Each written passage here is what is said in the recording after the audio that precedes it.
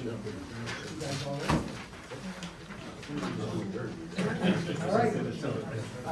Good evening, everybody. Welcome you all to the Durham Town Select Board meeting. Happy New Year to everybody on 1/9/2024. We have a quorum here tonight, so we all stand.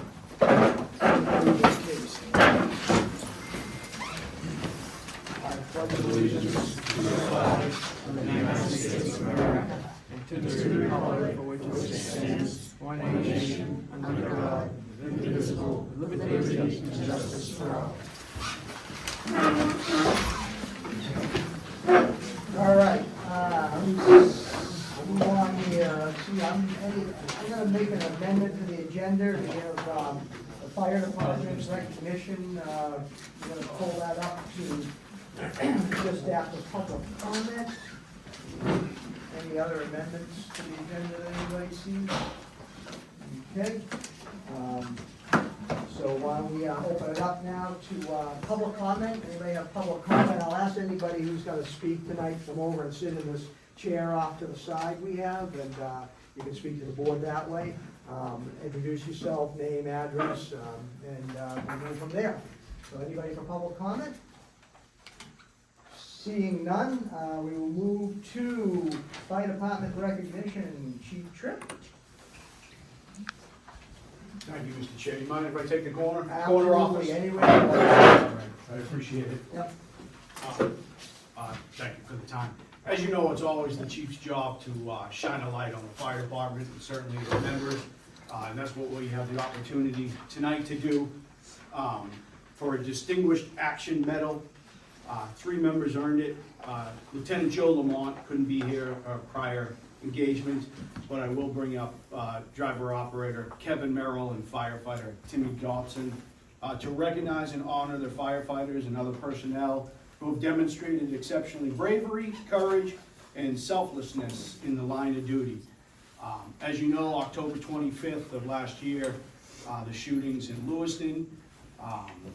I've never seen or heard this happen before, where every radio and pager opens up in the county and they literally ask for every rescue and every EMS trained firefighter to respond to the city. And these members did. I'm not gonna get into what happened, but they made it to Schmeggy's bar and they were in the city for 3 hours. They came upon a difficult situation where people were on the roof with long guns while they were trying to figure out if someone was shot in the middle of the road. They came under fire literally when they were at Schmeggy's with reports of people shot with an active shooter where their rescue was. Eventually, and they volunteered to go. They were the first ones here and they volunteered to go. You couldn't stop them. Eventually, Lieutenant Joe Lamont called me and said, hey, when you're done in the city, please show up to the hospital because we're gonna start transferring victims out. Lieutenant Lamont, without him knowing it, had already secured 2 victims, had already assisted in the emergency room, and was in charge of 12 ambulances and up to 40 personnel that was staged at the hospital.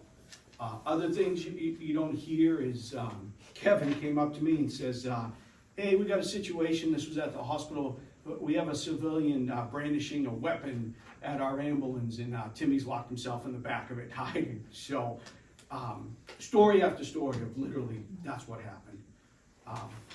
So I need Kevin and I need Timmy.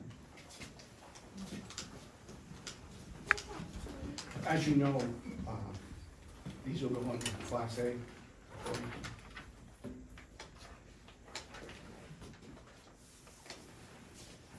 Can we do handshakes again and I'll get a picture for people that, right? I mean, I'm sure your family. Well, we can try. Is that fine? Okay, thank you. Take it.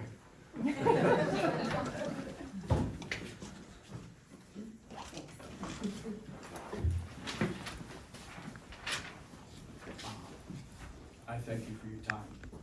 No, These guys and thank you to the fire department, yourself, gentlemen, your dedication, the entire fire department on that evening. Every day you do it, I listen to you, every single day when I'm home. It's just a hobby of mine, but you do this every day, and that was above and beyond the call of duty. That was something that nobody fathomed, and nobody signs up for. So we so much appreciate your dedication.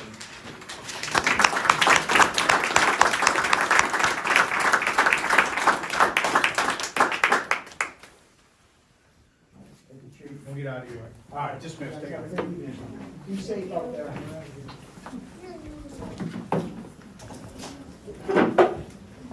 Okay, we'll move on to old business, Union Church transfer. We had a meeting, for my notes here. So we had a meeting, back in December now, where the, Union Church Committee that we assembled, briefed us on their recommendations for use of the Union Church moving forward.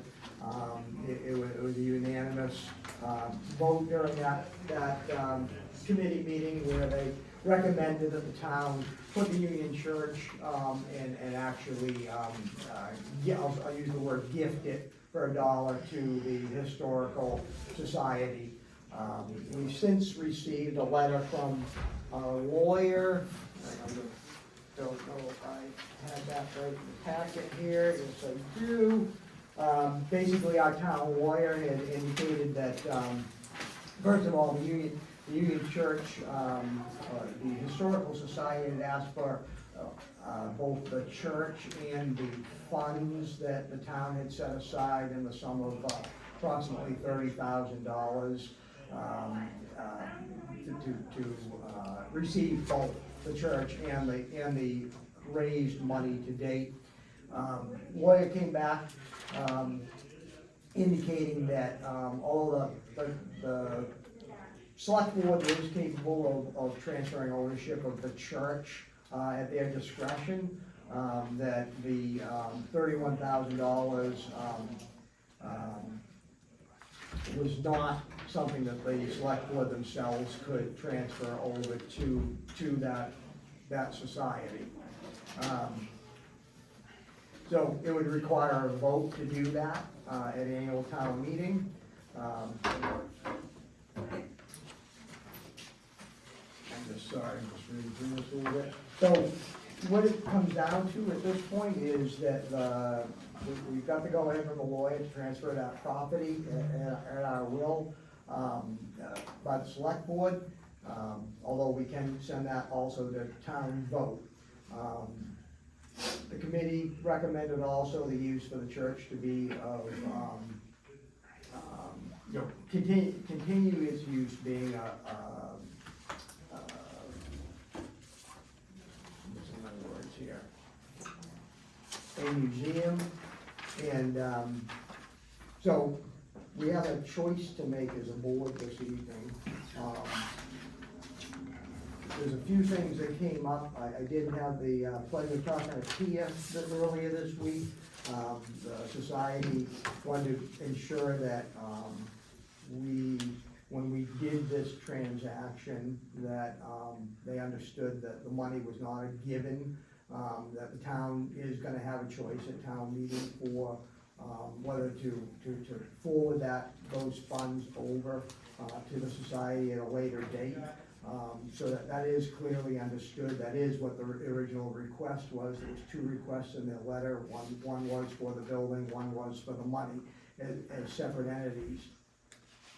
A few things we need to talk about is how do we, is just a decision, a vote by the board to actually execute that transfer and to put that on the warrant. There's another second issue about the artifacts and the contents in the building has come up. That those are in most items in there also belong with the building itself. And then the other item that we need to put in there is making sure that we have a reversion clause in order to have the building revert back to the town in the event that the society just doesn't become a society anymore, they go away. Now, that could be 10 years from now, 100 years from now, who knows? But to have that revert back to the town, including its contents at that point. And then a separate discussion would need to be had by the board about a warrant article on how to allocate the $31,000 or thereabouts to the society, and craft that for the town to vote on. So those are the things that we should discuss at this point, and I will, if anybody have any questions. I'd like to make a motion. Go ahead, Josh. So I'd make a motion that we,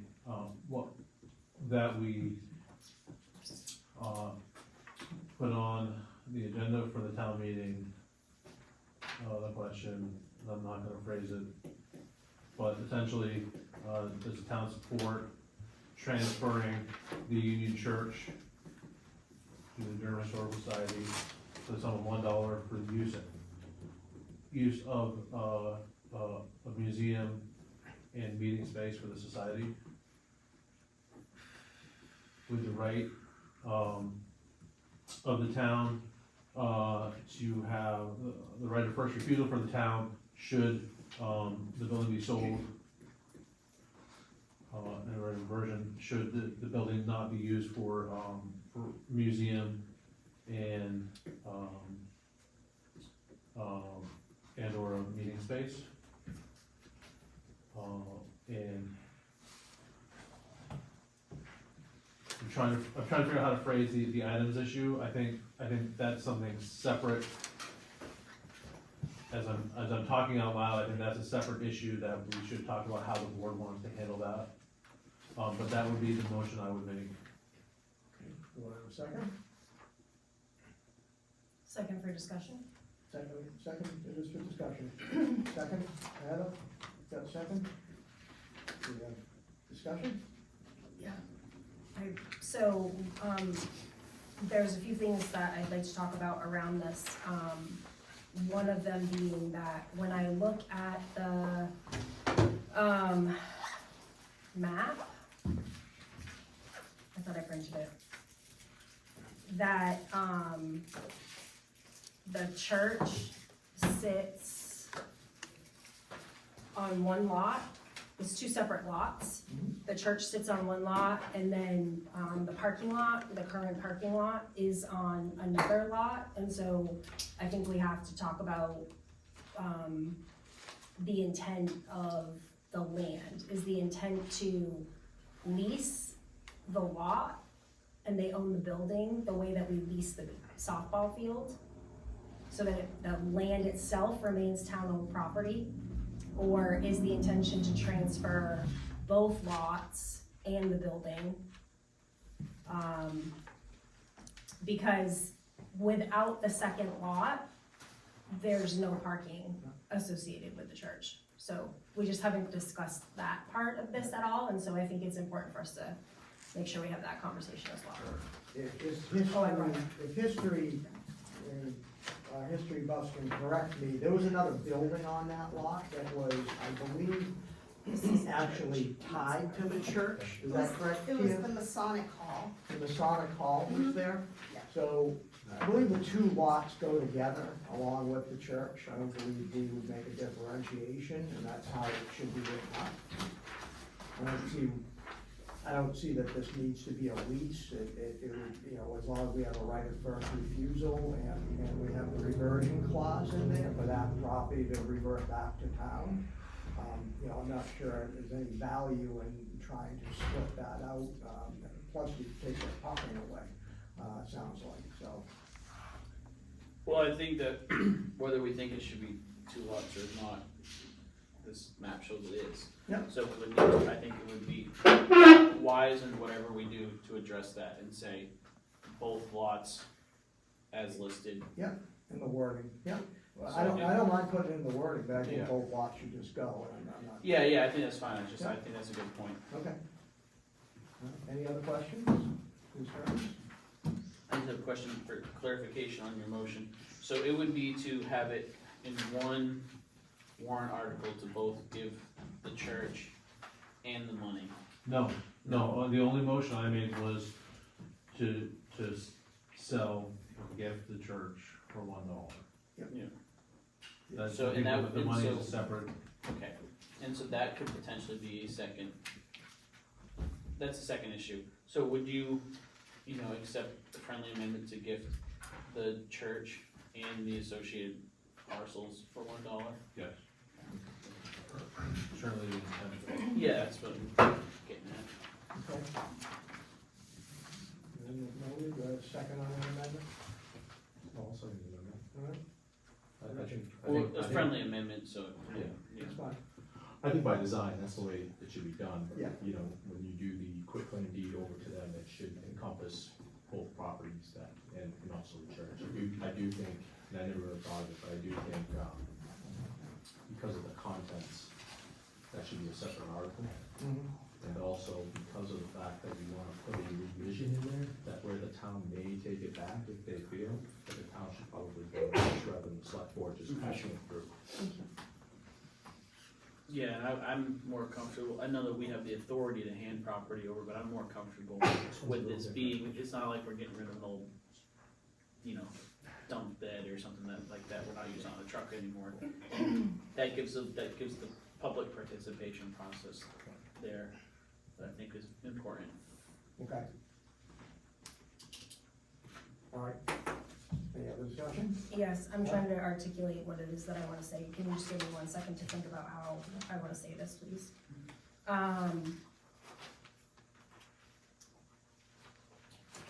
Based on the legal memo that we received, this board has to determine that we think that, that the money is intended for public use.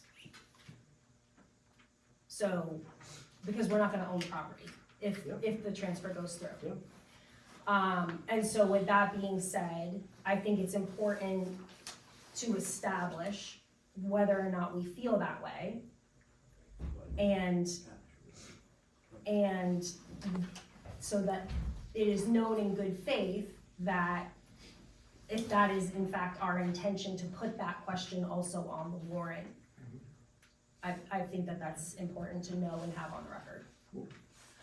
Can I just briefly, Go I ahead. think the public place is why I included the language of museum and meeting space, because I think that makes it a public place, Okay?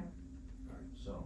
And I understand, and that is what the lawyer's letter says, and we do have to, when we approach the money to talk about that, we have to be careful about, yes, how that's allocated.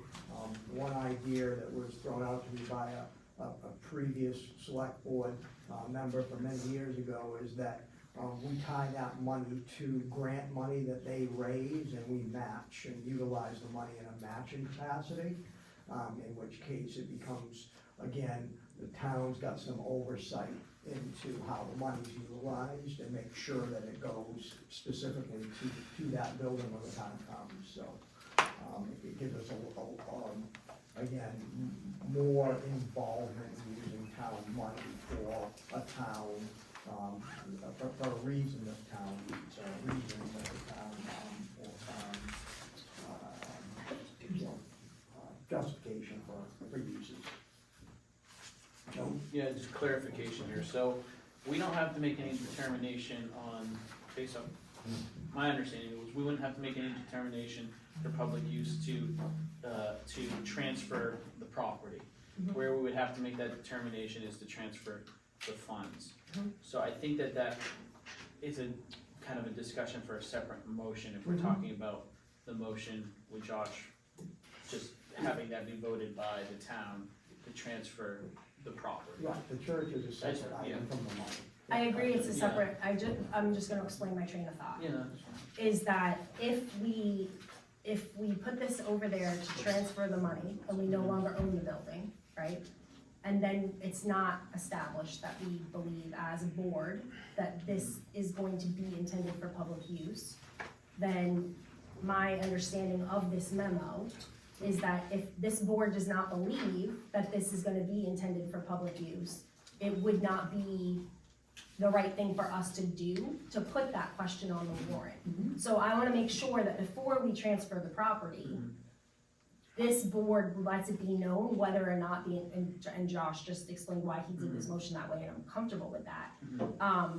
But, because then, if we didn't as a board collectively feel that when the town does not own this building anymore, we can't give this money to them, right? Then I would wanna find a pathway to make that happen before we transferred it. Whether it was the thing that we talked about before, where we put Yeah. money for a contractor or something like that. So that's what I'm trying to establish, is what the intent is, and whether or not, as a board, we feel it will be used for public use, because if we don't feel that way as a board, the money discussion does matter before the transfer, in my opinion. I mean, the way everybody has been coming to us with this request is it'll remain public use and remain as a museum. Our stipulation on the building is keeping it as a museum, that's what we're intending the use to be, otherwise it reverts back to us. So I think it's already, I'll say, baked into this motion, that if we put it on the warrant that way, then it's automatically, I'll use the word assume, we should never assume anything, but it's automatically intended for public use, thus we have the right to ask the town to put the $31,000 towards the uses of the museum for the town of Durham as a separate article. And again, that's, it'll be a separate article on purpose, and it'll be, up to the society and others to convince the town of that, because it is town money. Granted, they've already voted to go and use it in that capacity. I think there is a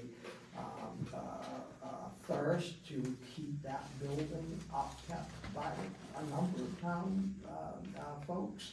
And obviously via town meeting, we've seen a majority of town folks vote for that money. I feel as though all in good faith that everybody's gonna continue doing that, and even giving their own money to society later for that reason. One other question that I have, and this would be for Jerry or Mark, is that because we're establishing that this is gonna go as two different questions, it's not gonna go together, the building and the money, right? That, let's say the town votes, I agree with you wholeheartedly, but I think it's important to understand what the could-be's are, right? So let's say the town votes to transfer the ownership of the building, but they don't vote to transfer the money. That money is currently in a restricted, am I using the right word? It's in its own fund. So that's restricted? That union restoration fund? Well, it is restricted to it.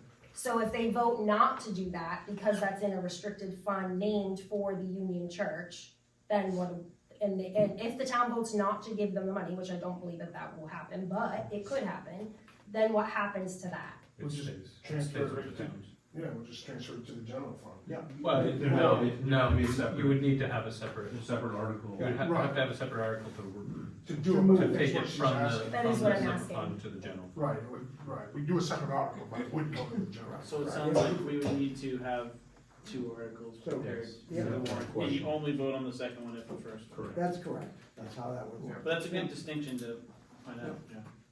I was just Okay. gonna say, based off of some feedback, I think that if we just word the warrant article carefully, like Josh had alluded, to actually use language like for the continued public use as a museum and a meeting space for the society, that kind of, and if I'm voting yes on that, it's because I believe that the building's gonna be continued to be used for public use. All right, so first we have, on the table for a vote is, to, add this, Union Church to the agenda for the town meeting as a warrant article to transfer the church for $1 and its associated, land parcels, to use as a, I'll say museum for now, we can wordsmith that later when the article, gets worded, with a right of first refusal by the town if the building were to be put up for sale, and a reversion, clause in there for reverting back to the town in the event that the society dissolves for some reason. And then, we'll talk about content separately, so. And my last thing is just, I just question if the reversion clause should be a separate question. Because the town, maybe once they give it away, they may not want it back, depending on what transpires with the building after X amount of years, because. We don't have to exercise that, so I think If they disband, yeah, depending on how it's worded, I agree with you, but if they disbanded, and it was worded, it was automatic revert back to the town, then you wouldn't have to exercise it. When I brought that up originally, mine was more of, my suggestion was more of a first right of refusal. That if it were going to be That's fair. sold, or I it like was that. going to be dismantled, or, you know, that we would have the board at the time would have the option to choose whether or not the town wanted to reassume ownership of it. Would you put something in there for? I wasn't reassume saying ownership on at the same sales price? an automatic situation. Yeah, we'll buy it back. Right. Jerry, you got something? The reversion clause came from the attorney, so I like that term better. Right, Why is it- I'm not questioning there shouldn't be one in there, I'm just questioning whether or not it should be a separate question, whether or not the town wants it. I think, so, I think the specific details of what the contract would look like are not necessarily what's, Needs to be hashed out tonight. right, not what goes on, right? And so I think, should the town approve this, come the meeting after or whatever, then, or even before, we instruct the attorney, you know, this is what we're looking at, you provide it, and we can provide feedback. But I don't think it's gonna be, I don't think, as an attorney, you would ever do an automatic reversion or anything like that, so. That's my only.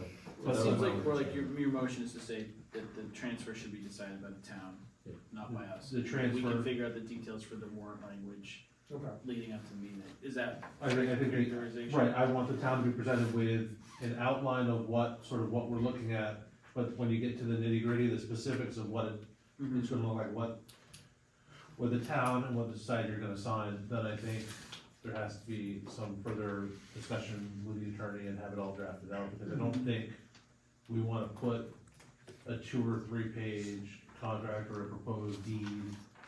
No, mine was more, what I was mentioning was simply for the question on that, not in No, I- regards to, property transfer, just in regards to the question to the public. How much to sell? Whether or not they want a reversion clause or whatever, but if the attorney, you know me when it comes to attorneys, whatever the town attorney recommends is what I'm good with, but. I mean, I think it needs to be in there to make sure it's. Okay. Heather? I know that you spoke with Tia. Yeah. And we have the letter. Yeah. That I would just like to have for, historical recording purposes, because I had mentioned before around the Methodist Church, it's very difficult to, research any part of how that transaction went. There's not a lot of documentation or record keeping around that. And so I know that Tia's here tonight, and if it would be okay with everybody, I would just like to have her go on record to say that this is in fact what the Historical Society wants to do, and let them speak for themselves, if everybody's on Yeah, board we with have a that, just to come to specific the question. Tia, you table. want Come on up to the chair here, introduce yourself. Just introduce yourself for the camera behind you, sorry. So, I'm Tia Wilson, and I am the chair of the Durham Historical Society. I've been a member of the society for a little over 15 years. And at one point, I was the only member, so I kind of kept it going by myself. And we have currently 9 members, including an archivalist who's here. So we have been able to document and photograph every single item within the church for the first time ever. So it's pretty important. So yes, we 100% want this building. It's our home. We love it. We're excited about the opportunity. We're ready to do fundraising. We're ready to beg and plead. We're ready to write grants. we're ready. So whenever you guys are ready, we have our dollar. In cash, quarters, pennies, however you want it. All bills. Thank you, Tia. Any other questions? No? Okay. Thank very you, much. thanks for being here. Thank you. Okay, so we have a motion on the table, transfer of the church for $1, including the parcels as used as a museum, putting that on town warrant. Language will be generated by the lawyer for the warrant article, and we will look at making the reversion language either a separate article or part of the same article. We'll let the lawyer give us our 2 cents on that, if that's. I just have a point of order question to make sure that I Yeah. understand correctly. So what we're voting for right now is that this board wants to go forward with putting this on the warrant. That's correct. We don't have all the logistics and specifics ironed out yet. And when we do that, we'll have the opportunity to vote on those things again. We will vote on the warrant article itself as written. Yeah, we will craft that based on the language provided by the lawyer. Yeah, Okay. okay? All in favor? Okay, all opposed? Nobody opposed? That was unanimous. All right. That takes care of the actual church. Can I make a motion Yes, as to sir. the funds? Yes, sir. So I would make a motion that we include a, item at the town meeting asking the town if we wanna set aside a total of, I think it's $31,000. I think there's about, I don't remember all the numbers in the specific, I'm looking at Jerry for specific numbers. I So- could look at, Yeah. but I can't remember, I had it until yesterday. All right, so it's in your budget. So there's 21,457. The 10 that got raised last year reverts back to Right. general fund, so if you're gonna do 30, you're gonna have to raise 10 of it again. Right. Or transfer. Or trickle, however, you just need it, Yeah. if you're gonna go 30, you're gonna have to find 10 somewhere. And so I was going to say 31,000, so the 21,400 that's there, Yeah. plus the additional 9,500, whatever. And I would say transfer, but again, I think this is for us to vote to put it on, The ballot. and then, but the little wording will be figured out later. Yes. So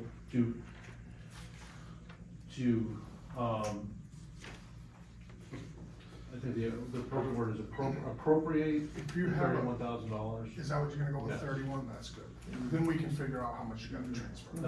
Appropriate $31,000, so transfer whatever from the account and then the remaining from the general fund.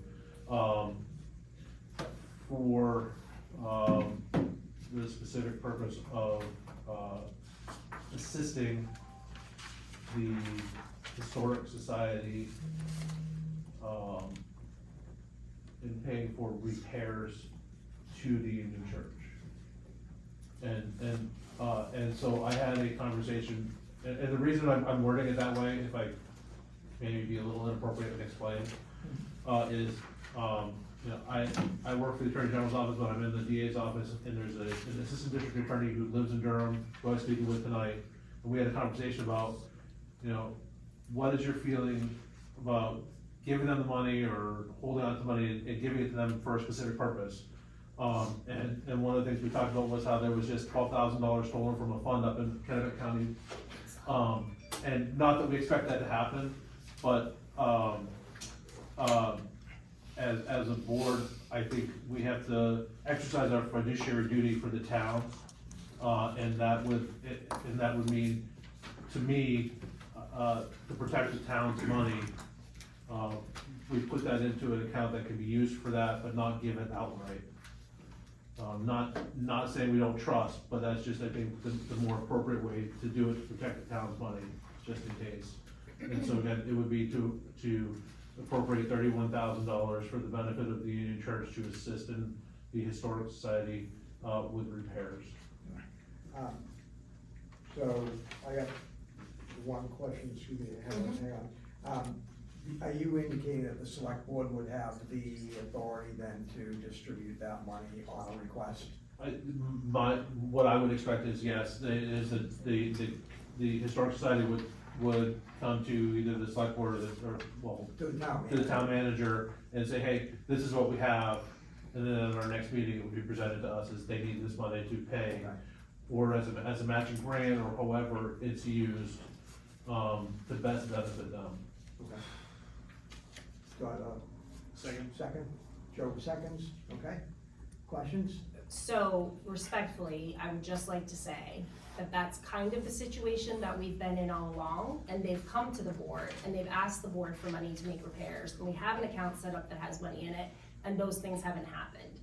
And so I completely agree with you in terms of the fiduciary responsibility. I don't know how to alleviate that situation, because they've been in that situation. There's many times, I mean, I printed off a warrant article saying, you know, they were on the warrant, it says, we're asking the town on the warrant article to transfer $10,000 into the restoration account, and right underneath it, it says select board, suggests no. And so I just don't I don't want them to now own this building and continue to be in the same situation where the board is not funding the repairs that they need to have done. How do we alleviate that situation? That's all I'm asking. Sorry, Joe. Yeah, I have kind of a similar thought process, cause it's like, I understand what you're saying, like, not saying that we don't trust anyone, but there, you know, you give someone 30 grand and say, use it wisely, don't necessarily know what exactly is gonna happen. I mean, I have the faith, but you see people doing wrong things all the time in your work, you know? So I think that's an important thing to think about, but at the same time, like what Heather just said, I feel like we're essentially saying, it's the exact same thing, but now you all own the building, you still have to come and ask us for the money. So it's kinda like not giving them the agency to work on it in a timely manner. And so I'd be wondering if there's a way to, I guess this is just a discussion, a way to word a motion where it's almost like they're gifted the money for building repair expenditures, or even if there was like a timeline to be spent within 2 years or something like that, to just say, this isn't a blank check, this is you can't all of a sudden say everyone on the society receives a salary, right? You know, I'm not saying they would say that, but just kind of dictating a little bit more, adding a couple strings so we can really pass that straight face test of this is for the public benefit, and at the same time give them more agency. And at this point, when they own it, they're the ones deciding the roof should be done before the sill or X, Y, and Z. If we go with this model, they're now coming back to us and saying, we would want to do this, do you agree with us? So I just feel like it would be smoother if we could just get them everything. So I don't know how that motion would necessarily achieve that. Do you understand where I'm coming from? I do, and so if you want more specific language. Yeah, that's what I'm That just. I would propose, is it would be that the town authorized town manager to, authorize expenditure up to $31,000. Up to, I would say authorization or authorizations, up to a total of $31,000 for repair work, or improvements paid to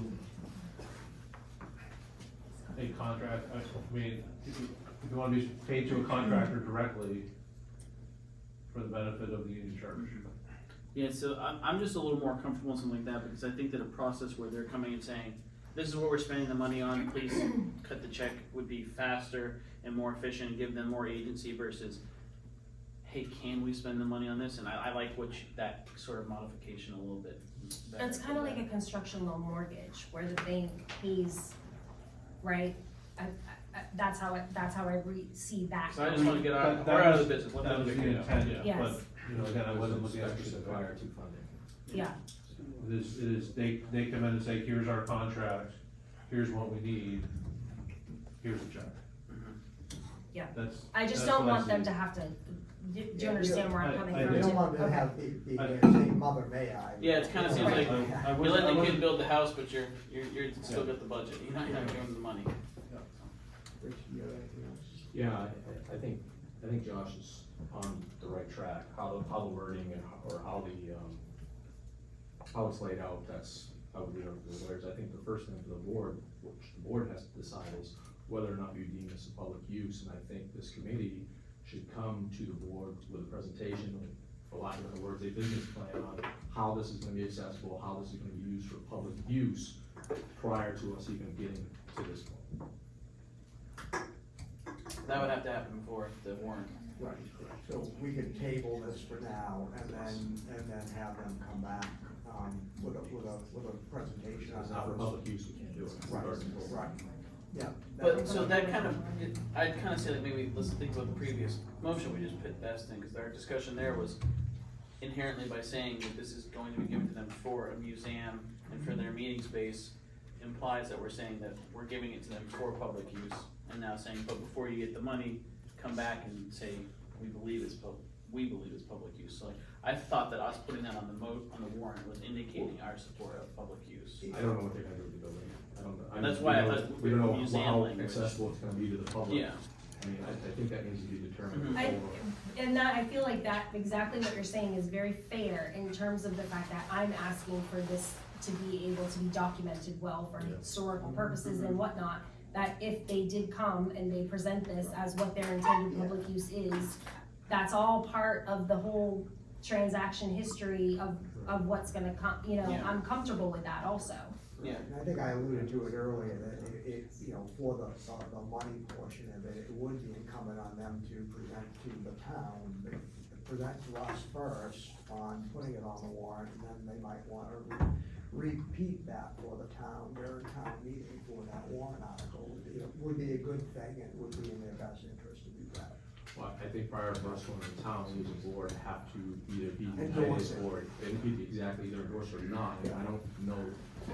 You can't presently sit here in good faith and do that based upon the information that we've been given, that's why I think it has to be presented, maybe at another meeting, and then we can move forward. So you're meaning, like, coming forward saying, this is gonna be used for this, open it, minimum of 10 hours a month for public, it's like, cause I'm not saying they would do this, but if they say, oh, it's a museum, but it's only open for 1 hour every third Sunday, you know, those, you're saying making sure that it passes that straight face test of. Yeah, I don't, yeah, how do you define public use, Yeah. right? I don't really have an answer for that, but there really has to be something put in motion that says it is gonna be accessible or available to the public for these needs, whether it's on a, like something like the Eureka Center does, or for, whether it's, you know, 6 times a year, we're having grades 1 or K through 5 go there and tour it, you know, things like that, how it's gonna be used for public use and public display to use public funding is the way I've interpreted the lawyer's interpretation. So, do we wanna, Table the money discussion until we get a yeah, requested and presentation. pull that motion back, Josh? Pull the motion back, we'll table it. The one for the warrant? Oh, no, the money. Sorry, The money- we already did the money- other one. We did the other one. Okay, we already did the other one. So building's going to warrant, and then we'll table the money for a separate discussion, because we don't need that warrant article immediately. Peter, do you have what you need to come back and put something together? We've done it 10 times already. Okay, We've good. presented it to you guys 100 times, so Alright. we've got it in our back pocket, I can email it tomorrow. All right, So, great, I do mean, that and set up. It's with- been a museum for 40 years. Yep. It's been open to the public every third Sunday since 1979. So I'm just Great. confused by that. All right, well, just dust that off and we'll take a look at it again. Yeah, and we'll, it's actually all included in the packet that the UCC provided as Yeah, well. okay. Thank you. You're welcome. All right, So that would just look like us in a formal setting, having them voting to say, we believe that this is adequate public use now. Yep. And then now that we've checked that box for the lawyer, which says we have to, before we can even put it on the warrant, we have to show that it's public use. Then it goes on there, and then we're good to go. But I think that those box checking, and like you said, being in a public forum where people can watch the video and see that, it seems nitpicky, but I think it is an important step. And Yeah, it is, is. just so there's no question, and everyone, Right. it's, that work put in now, I think is valuable for keeping it solid in the future, so. Let me just finish, because I can appreciate what T is saying. Oh, yeah, The fact yeah. of the matter is, if you have a new board and you have now a legal interpretation from the town's attorney requesting this to be done, and that's why this should be done in more of a formal, respects to, in terms of a plan and so forth, and how it's gonna be It executed. seems like we all have the same desire, we just need to check the boxes. Yeah, that's really what we need to do. My last thing, and I think it probably goes without saying, but just to make sure, it seemed as though we were all in agreement about the $31,000 because we're about to move into budget conversation.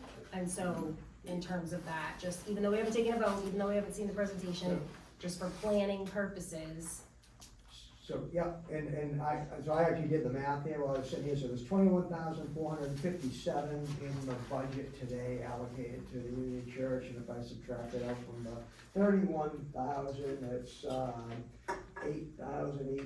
$543, if my calculation's correct, would be allocated as extra money to make it $31,000 even. Okay, cheers. that was my math, Um, make sure my math is correct. yeah, New York. So, Mark's over there saying Ah, that, sorry. so. It's not accountant's I head got going trust, I down. don't trust the accountant. No, I'm only kidding, Jerry. So what is it? I got, 21,457 is what's in the current budget today. Yeah, that's The correct. balance would be 8,543 to make $31,000. Okay? Yeah, it's nine, right? 9,000? 5,000? It's 9,543. Nine, Yeah. 9,000? 30 or 31? 31. Oh, I did it from 30. Yeah, it's 31. That's why I was kinda like puzzled here, I was like, Oh, sorry, my fault, that's why I said it. it's never been to do that. 9,543, my fault. People doing it 'cause it really gets- Okay, Okay. good, thank you, everybody. All right. Next item on our agenda, thank you very much, everybody, for your time on Union Church transfer. Budget presentation for the select board. I will hand this over to Jerry at this point, Right. his presentation. Thank you, Mr. Chairman. So you all received this packet, budget packet, probably, looks a little different than what you're used to seeing, maybe some of you that have been on the board longer, maybe some of you that haven't, is really gonna change. So I just wanna talk about the process of putting this budget together before I dive into it. So myself and, Road Commissioner, Bonier and Fire Chief Tripp, we start this process in October, when we start looking at the budgets. It may seem early, but we've had probably 3 or 4 meetings to look at this budget, apply the appropriations at what we think we, need for the next year. We always don't have the actuals to go on, so we have to like annualize it when we start it. And we still don't have all the actuals because December bills are still coming in. But we put this budget together and we think it's a really good budget. And, where we was a year ago, where we are now is night and day, as far as your manager is concerned and understanding the budget, okay? So we'll just start right off on the first page and we'll get right into it. Can I ask a question? When we're going through, do you want us to ask as we go through or wait until you're completely done? We can do kind of a mix, Okay. because if you interrupt and I'm on a train of Right. thought, I may lose my train of thought, Okay, so, I'd say as much as you can keep Right. writing the questions down as you go in the sections, and then we'll come back to but it. sir, maybe stop at the end of a section? yeah, maybe let's just go and we'll see how it Yeah, Just goes. let him go on his Yeah. roll, because I do want him to get everything out, and then we can go back and look at things. The best way, so he can. So we'll start the summary page, because everything behind it kind of circles back to the summary. I mean, this is really where the rubber meets the road for the most part. All right, so we're gonna look at the bold numbers on the right-hand side, going down the column, that 5.6 that you see. That is additional spending over the, budget of 23, okay? So if you wanted any additional spending over the actual, it's actually 8.3. So you don't have that there, but, because we always look at the, percentage variance from the last budget. All right, so that's what that 5.6 represents, additional spending over the budget of 23. Okay, when you go down to the, funding revenues, you see that 9.5? that's an addition, what we're kind of projecting over the budget. You can see in the budget in '23, we estimated 2.2 in revenue, so we actually did 2.4. So there's actually only a 1.6 increase over the actual revenues that we're projecting. So we are starting to project revenues now. Okay, that's what that 9.5 is. That 4.5, that's the gap between the two. All right, so in the 500,000 that you see in parentheses, that's using the undesignated fund balance or the fund balance to get to a 0 flat tax rate, and that's what I'm proposing to do, that I'm recommending to you folks. But you certainly, your mileage may vary on that.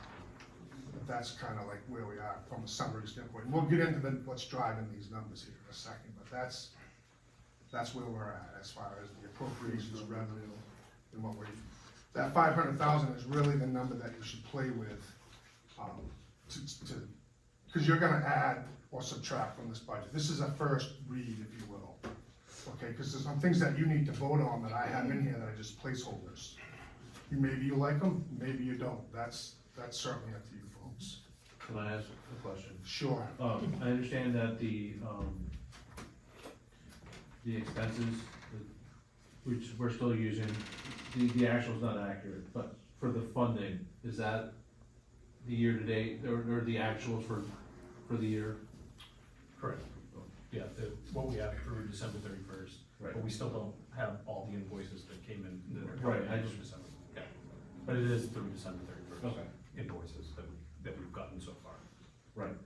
So the actual might change, but the budget Correct. will stay the same. Right, the actual will definitely change because we still have December bills coming in. Right. But the budget, we're not gonna change the budget when we get done with the actuals. The budget is the No, budget. the and budget that's- is the okay, budget. Okay, You folks may change some items in the budget, because I got some things in there that are placeholders that you folks need to vote on. Yep. I don't know how you're gonna vote, so, and I'll point that out to you when we get going. Okay, so, we can go down through this next page, but this, you can just sort of see what we're, sort of estimating as far as what we're, increasing the, revenues, what we're estimating. So there's really not a whole lot to see there because it's summarized. All right, those are just the revenues. I mean, I don't wanna go through every number, we'll be here all night. You can kind of look at this as I go through the bigger part of it.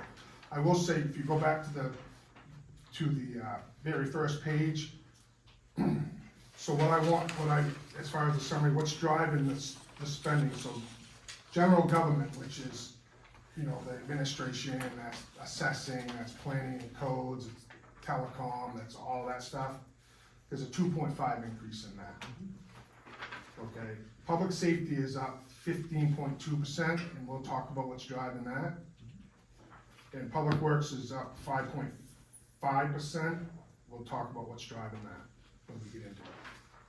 So you can see on the second page, I got a little ahead of myself, what we're projecting for revenues, and it's modest. I mean, from the actuals, we're only projecting a 1.6 increase, okay, right now, so. Can we look at it?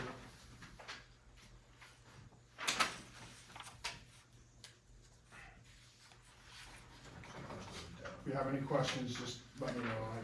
There's really not a ton to see here, really, because we're just projecting. They're projections. We don't know if how much we're gonna come in low or high, so that's really the part of municipal budgeting that makes it, well, kind of fun, actually, because you always wanna see how you come in, yeah? so I'm looking at the line, fire department permits and fees, and in 2022, it was 82,000 and change. What page? On the second page, Yeah, about halfway down. yeah. And then no budget in that line, 2023. I'm assuming this is just because we've changed categories, but I just wanna understand why 82 and change in 2022, the actual in 2023 is 33.9, and then the budget is 35. What happened there? I don't know what happened in 2020. I Okay. can't tell you, I wasn't here, so I'm not really sure. And things need to get coded appropriately, and with new staff, they're kind of learning, so you'll see in some of these places, like, in some revenues, we've got like a 25 in miscellaneous. Well, we really shouldn't have that, so in cleaning up this budget, Mark, did a lot of work trying to like figure out what should be what, and where it should be, and so, some of that you're gonna, it's gonna look kind of wonky, you know? Yeah, just to clarify, so, so half of the year, the first half of the year, the revenue was coded the way that the trio had been set up there, and didn't make sense to me to try and figure out what exactly was what. So that's why you see like 50, if you look on page 3, on the other revenues, you see miscellaneous revenues at $50,000. My suspicion is that some of the revenues were just coded to miscellaneous revenue when they could have been coded to some of these other codes. So the fire department fees or the fire department permits is primarily the hydrant rentals, I think they are, hydrant rentals or hydrant something. I looked at that as well, and I was like, well, they had 82,000 in FY '22, but all I see in FY '23's journal is 33,000. I don't know if that makes sense. I don't know how you guys generate that revenue, but my suspicion is that some of that money was in the miscellaneous revenue sometime during the first 6 months before we started doing the transactions. So Jerry and I went through these, and we were really just basing the FY '24 estimates off of FY '23 actuals, which is why we're looking at, okay, well, we had 33,000, I don't know what goes into that, I assume it's hydrant rentals, but I don't know how much that generally or normally should be. What So- does that mean, hydrant rental? That's the way it was set up, and that's a good question. Yeah, I mean, I I don't think know. they're ambulance fees in general. No, they're separate from ambulance fees. The old code and trio said hydrant fees or hydrant something, I have no idea. And that's how it gets coded. You know, if Some there's of a- those fees, go ahead, sorry. I'm sorry, I didn't know if there was a new subdivision, if there's an impact fee for Yes. putting in a. Yeah, so it, as he said, really gets coded by a person, not the fire department, we don't take possession of it, but there are permitted fees on developments, whether that's making a dry hydrant, there's 25 of those in town, all that is really through planning. I think it's just a coding issue, years past. Also, what'll water that down, Heather, to answer your question, for the third page, is ambulance revenue. I had a big discussion with the town manager today, the ambulance fees, right? Yes, I see that. In the last 2 years, we've gone from 32,000 to triple that. So we're looking at almost 100,000 revenue ambulance fees paid to the town. And that comes in 2 ways. Comstar will give it to you, and that gets coded, and then they'll receive checks. The staff at the window will literally receive checks sometimes for the ambulance fees, and it's just how that's coded. Again, the fire department doesn't get it, it goes into undesignated, that type of stuff. But it is being cleaned up because that's been in 2 different spots. Right, so Yeah. you just wanna be aware that it takes a couple well, not more than a couple of years, actually. Once you get 2 years under your belt of consistently coding things the same way, it makes this comparison from one year to the next a lot easier. So usually, almost all the time, every time I've done this with towns, the first year we're taking a look at, okay, well, what was the prior year's actuals, what was budgeted, and what are we budgeting this year? Often, you're gonna have wonky, like, oh, that looks wonky. What we're just trying to do is for FY '24, come up with a good estimate, and then for FY '24, also record it correctly, so that in FY '25 and FY '26, we can start to get consistent numbers from one period to the next, that you can actually see some trends and see some. This is almost like a better baseline to start from. Right. It just seems like inconsistent coding, you're not really comparing apples to apples, Right. when you look here to here. And if you look at the fire department permits and fees, and you look at the ambulance fees, when you add those up, that's the triple number that Chief is talking about. They were just in 2 different places, so that's another part we'll clean up as we do the next iteration of the budget next year, because as Mark said, just get more consistent with our coding Okay, thank you and for that sort explaining. of thing, yeah. Thank you, Jerry. Well, I wanna give you a chance to go down through the revenues, I wanna try to get into the whole appropriations, if you will. If you don't have any other questions with this stuff, and you've got time, like I said, this is gonna change, this is just a first read, so. All right. I don't wanna split hairs, so, the state revenue sharing, What page you on? I'm on page 2. Yep, The start down at the bottom of the last section, and we have the actual as, 646, What 7 page? and 13, page 2. Page 2, 13-6300. yep, And then and the only reason why I'm bringing it up is because it would change the numbers when we like go through. I printed it off, where is it? $740,214.43 is what the state says they've paid us. Yeah, we probably didn't get the December one in there yet. Okay, Yeah, right. okay. Good, Oh, actually, no, I remember now. When I was looking through Trio, the first month or 2 months wasn't recorded to state revenue sharing. okay. So I'd have to do basically an audit to go through and figure out where it got coded. Okay. But yeah, right, that's why also. It just changes the math equation on the front when we're figuring out what we want, what we have versus what we wanna use. So that, What do you mean it changes what we have versus? so if you.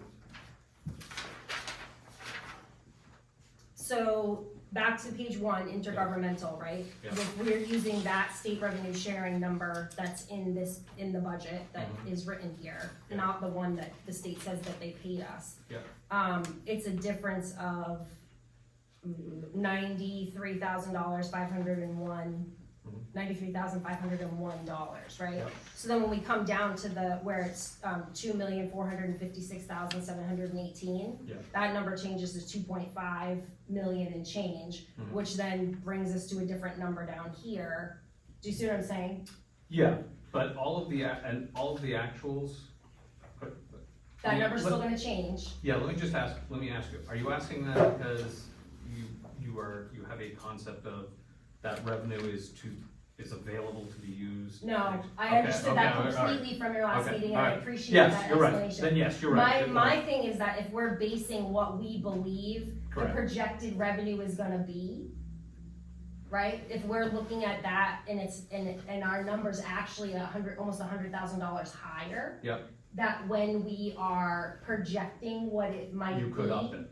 That could be upped, but then also when we get to the end and we have what we spent versus what we received, Mhm. then more of that would be left that would have lapsed back into the general That's correct, fund. that's correct. So that's why I just wanna make sure Yes. that we're calculating that, cause it's $100,000. Yeah, right. Yep, I agree. Okay, thank you.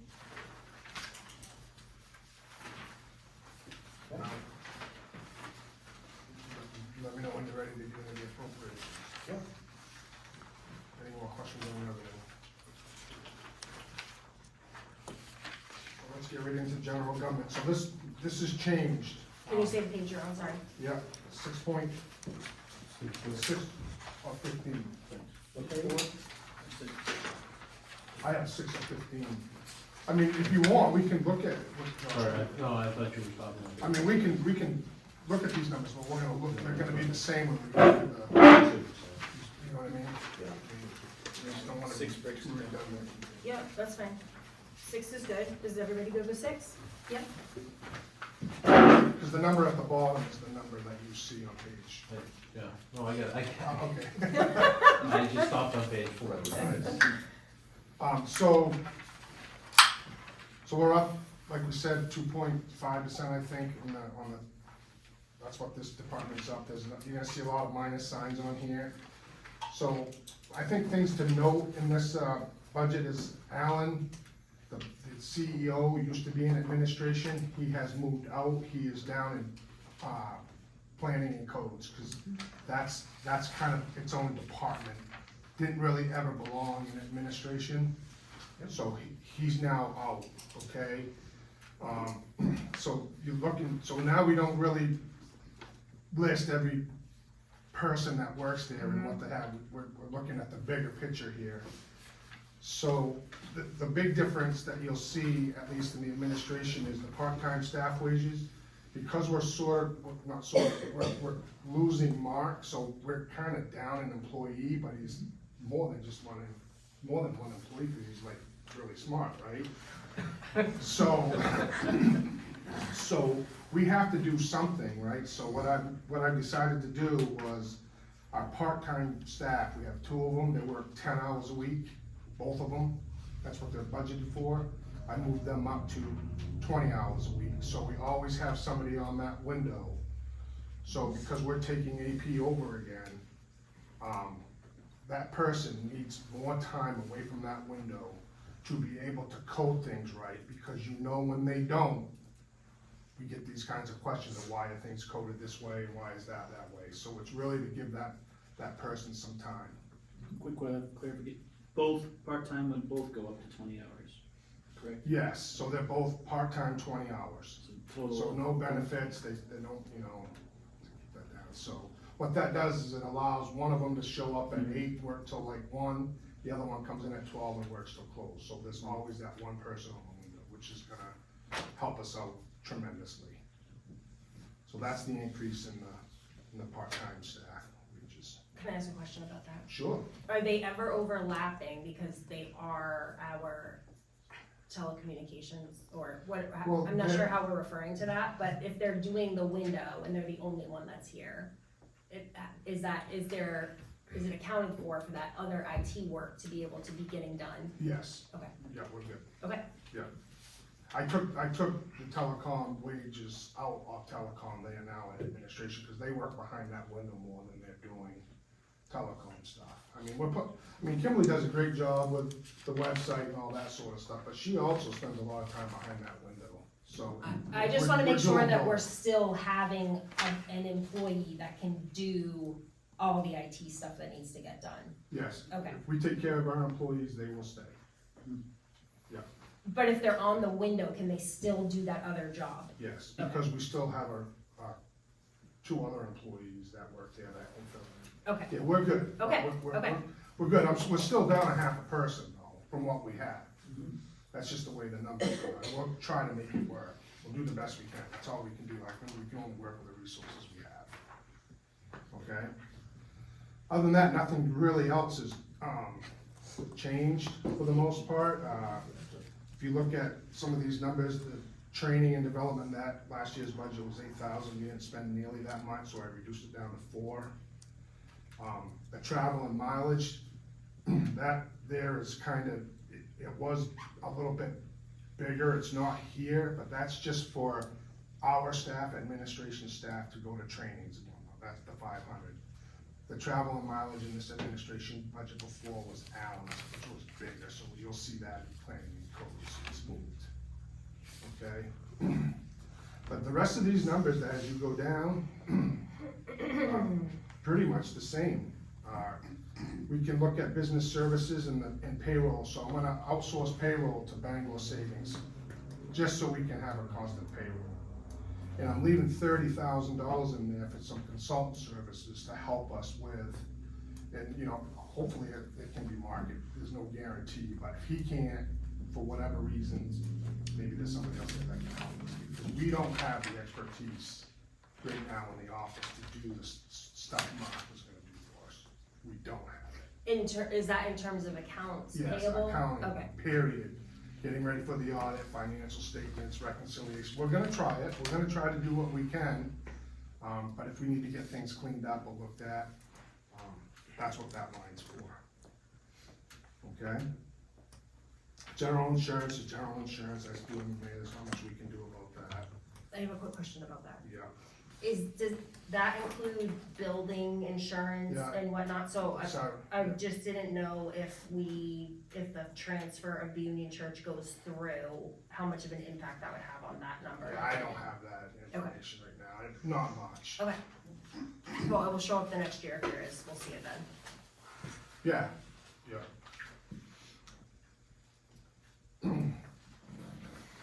So we just keep kind of going down, there's really no, I mean, if you look at the numbers, there's really no different than, I mean, some things have moved, there's no doubt, and we talked about those, but, Can you just say, it seems like a pretty large change on printing and copying, what's driving that? tell me what number it is. 20-7351. 212%. Yeah. Well, 212%, but you're only talking. Yeah, but I just wasn't sure if there was something that happened that caused it to be twice as expensive. Yeah, so telecom also had a printing and copying, I moved it and moved it up to this. Okay, I was just curious. Is that also true with election costs? No, election costs should have stayed put, they weren't in any other department. We just spend, does that mean we overspend? Oh, no, the actuals, so, the election cost budget last year was 2250, this, for FY 24, Jerry wants it as 2200. That negative 242 is because RSU reimburses the town for election costs, and actual election costs are the combination of this election cost line here, 27801, and the election workers, which is up in 27026, which is up there. And instead of trying to split it out, how much did they of their reimbursement went to election costs, it was just coded, and how much went to election worker wages, it was just coded to that one election cost line. So that's technically a negative 242, but if you net that negative 242 with the election worker wages of 336 whatever, it comes out to, $3,400 is what the town spent on election costs after RSU's reimbursement. Does that make sense? It does. Yep. I was thinking it wasn't gonna, but we got to the end of it and I got it. Yeah, okay. Okay, thank you. It just makes it easier for me to code it to one account than two different places. Got it, thank you. Yeah, and some of these election costs, what I did is I sit down with Jessica, we sat down and we went over the whole election thing, and I asked her what she thinks she needs, and that's where these numbers come from. Yeah, She knows I better. mean, historically, and just, you could maybe, or Jerry, you might be able to, but I always thought gubernatorial and presidential election years, that budget went up pretty substantially because of so much extra staff is needed. You usually, like a town election, you're usually gonna bring 400, you might have 4,000 plus people voting on a presidential candidate. Well, we sat down and we took their wages and how many folks We that have she 5 has. elections 5 this year. elections, we just, Yeah. what they get paid, and we just did the math, And and for that's what the it come out to be, Presidential, the town staff is gonna be there as right, well, helping, so. to help out. Oh, I see what you're saying, so you're offsetting the cost with town cost. Well, Essentially. with the presidential where, because, voting is under a major microscope, so we, I mean, just. Oh, no question. And I No, know, I hear and what you're I saying. get it, so don't be surprised if we shut the office on election day, just because that's, it's gonna be all hands on. I see what you're saying, there. You're gonna fund it, you're gonna kind of fund it Yeah. by, with staff. I get it. Right. That And makes it's just sense. that one day, it's really No, that makes not a sense. whole lot of money. That's cool, I just, Right. historically, I knew we Yeah. bumped that number up with the bigger elections for stuff. Send back to town staff. Are you okay? Okay. Charlie horse. Rich did punch in the leg. So there's really, with a 2% increase, there's really not a lot of, there's not a lot of increases here, it's pretty flat. So if you have any questions, I mean, we can continue to take a look at it. It's pretty flat, so not much to talk about. I'd say it looks pretty good, Gary. The only thing that you mentioned tonight that I didn't know, and it was more of a policy question, would be, switching to a payroll provider, which personally I think is an excellent idea. I've been an advocate for that for years. Does that not trigger putting our RFP to automatically apply to go to Bangor Savings? In the past, when we did it, we had to put it out to bid. Well, I talked to 3 different folks in Bangor Savings and come highly recommended, and they were good. That's what I wanna do. I understand what You you know what want I to mean? do. Well, I'm just right, saying but I'm what- looking what- out for what the policy- town. In terms of what the town's says we have to do when it's a service over X amount of dollars. Cause I'm assuming it's gonna cost over $5,000 for the fee. We're budgeting 10. I mean, I can do that, it's just, it's, I'm just asking a question, I'm not saying to do it, I'm just asking if that's what we had to do, that's all. I'm not saying you have to do it. right, we're in a pinch here. Okay. You know, and we need to do something, cause the payroll hasn't been right since I've been here.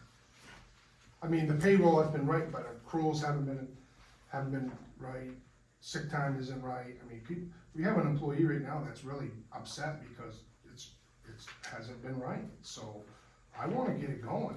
I mean, I suppose I can put it out to bid, but it's gonna be relatively the same. Actually, one of the companies that, I talked to was way more than Bangor Savings, without putting it out to bid. No, there's certainly, I think you're missing what I'm saying, there's certainly companies that fluctuate, we all been there, done that, everybody's ever used a payroll company.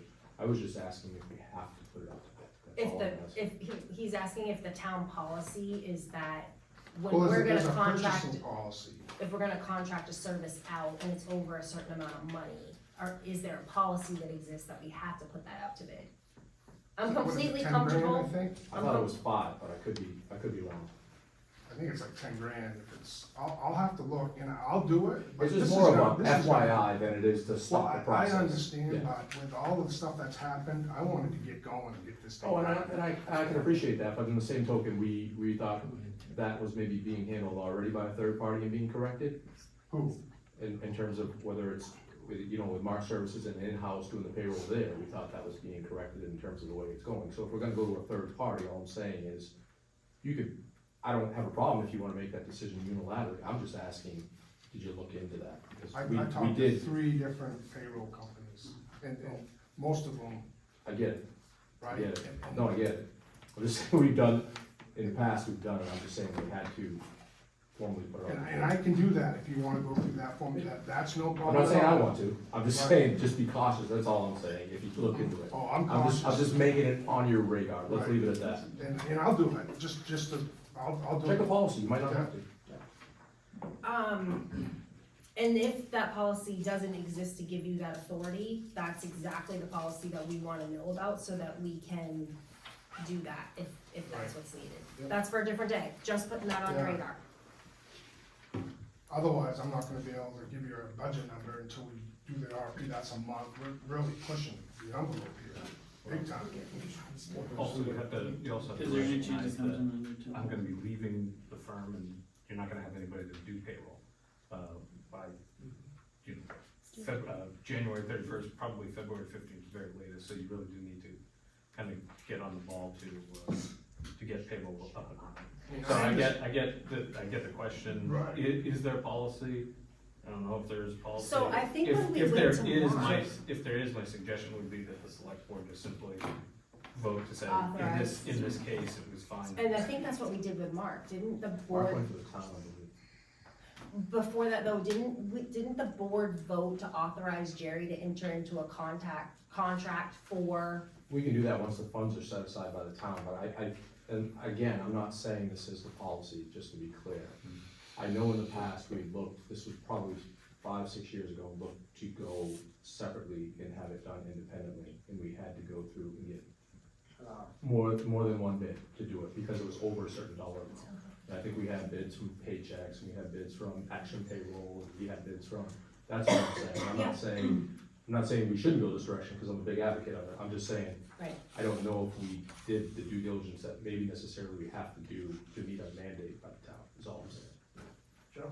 Quick question, Jerry, this $10,000 amount, is that an exact figure? Was it below 10 and you rounded? Yeah.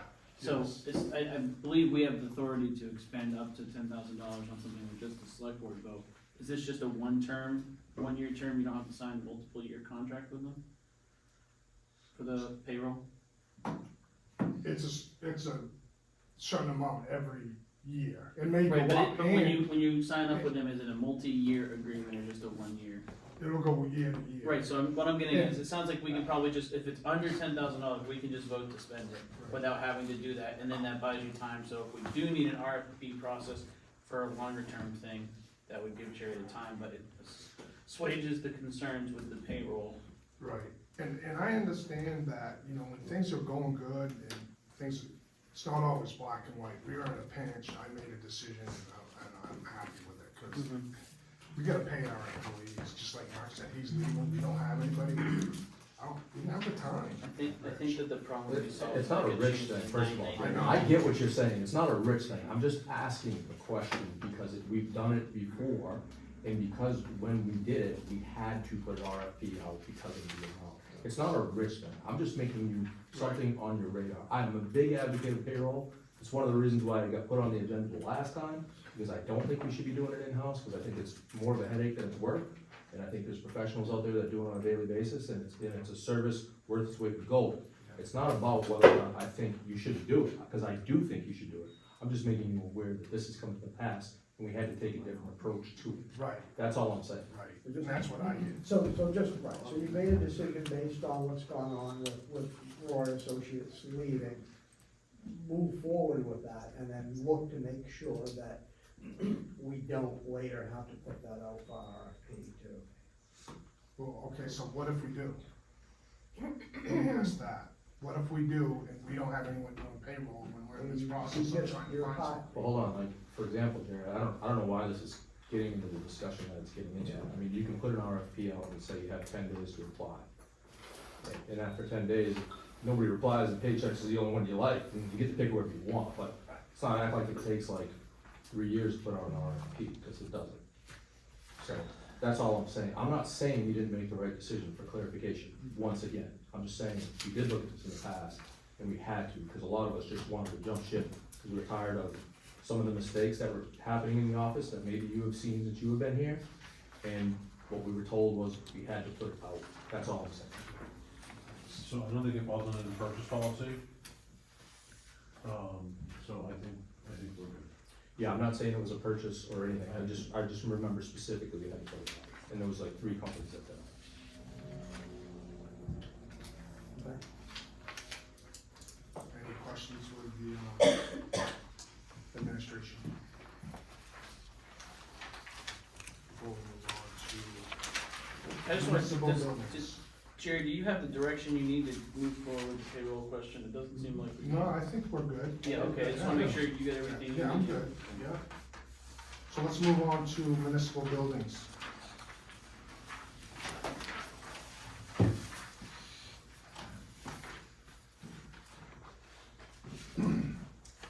So the part-time wages that you see in municipal building, that's for the cleaning person, so that's to clean all the buildings that she cleans.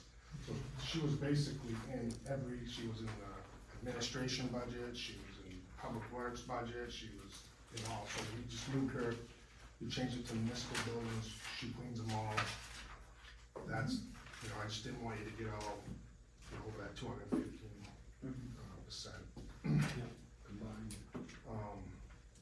There really is no, heat anymore, cause the only heat we have is in the Eureka Center, and that's electric right now. And that's the $6,200 that those heat pumps cost to run. Oh, I see. So that's why the heat is down to just nothing. It's all transferred to electricity.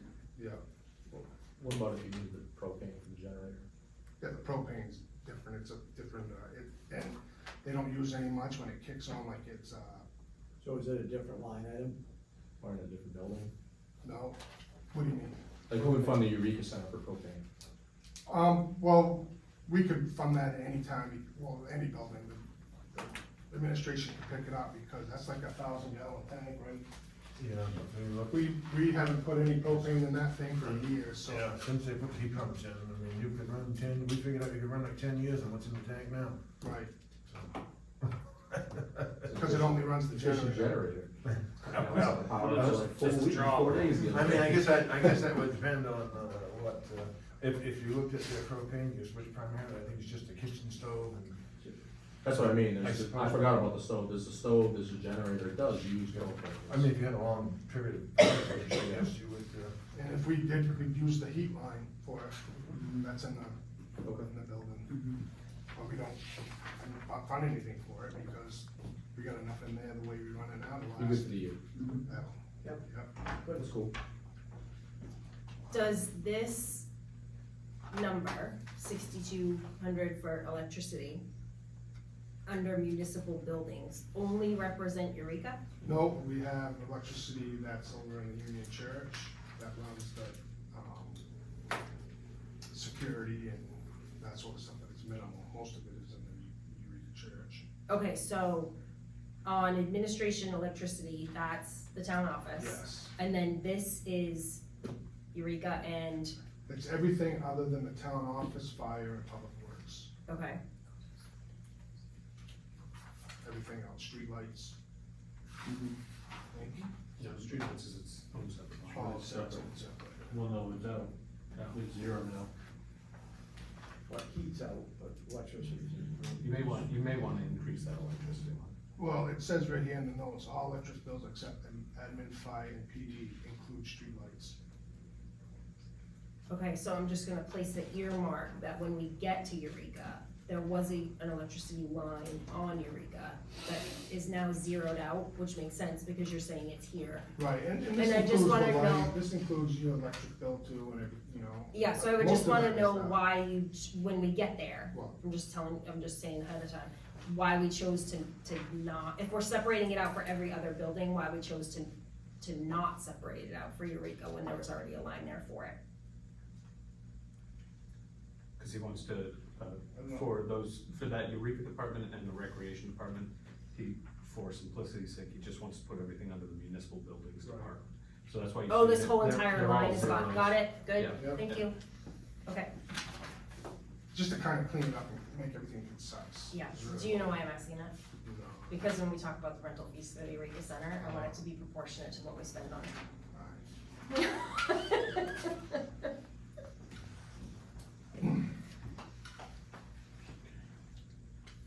Alright. Sorry, I just heard Mark say something about proposing it, increase the. Yeah, I electrical. mean, looking at the actuals here, cause Jerry, you may have come up with the $6,200 paid before we got the final December numbers in. Oh, right, because, So- again, they're projections, so. Right, he had numbers from October and he annualized them. So now we have some actual numbers in here. You guys may want to increase that, just because, I mean, if I look at heat and electricity combined, it's at $7,700 for actuals through December. So you might wanna go up from 6,200, just might. But, again, it's not that big of a deal if you don't. So you're saying through December, it was 7,700? For both heat and For both heat and electricity electricity. in that department, and that doesn't count what was coded to the Eureka Center. And then streetlights, you do wanna add streetlights into, so if you're putting it all, in one line, you will wanna Yeah, take it's in a, the- we will wanna take a look at that, just to make Alright. sure that those numbers make sense. Those might go up, but won't go up significantly. Jerry, Yo, hey, real quick, on the heat, just to roll back on that. So this particular one, on all municipal buildings, this is every building other in every, than, other other than, administration, fire, and Okay. public works. it's just, so the Union Church, Eureka Center, got it. Right, anything that's really not a department.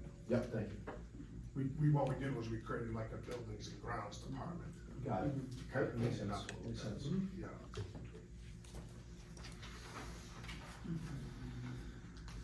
So we threw 5,000 in there for any maintenance and repairs that we have to do to these buildings. This even includes like the gazebo that needs some work. MMA's kind of dinged us on that a little bit. No, they don't fine us or anything, but they say, could you, we're insuring this, could we do that? Mhm. So just do 5,000 in there. And that, you think that's sufficient based off of what I you think so. done? And would that be like town staff working on it, or do you have the contract worked out for that sort of stuff? Well, it's hard to say right now, Mhm. depending on what we need to work. I mean, isn't the railing pretty bad at the It's just gazebo? 5,000. We can fix that, or? Some of the posts are gone, I'm waiting for estimates to come back. Yeah. So, this is all the other buildings outside of Public Works, fire, this is just the little buildings that we have around. Um, we briefly heard about stuff, maintenance and repairs that needed to be done at the Eureka Center.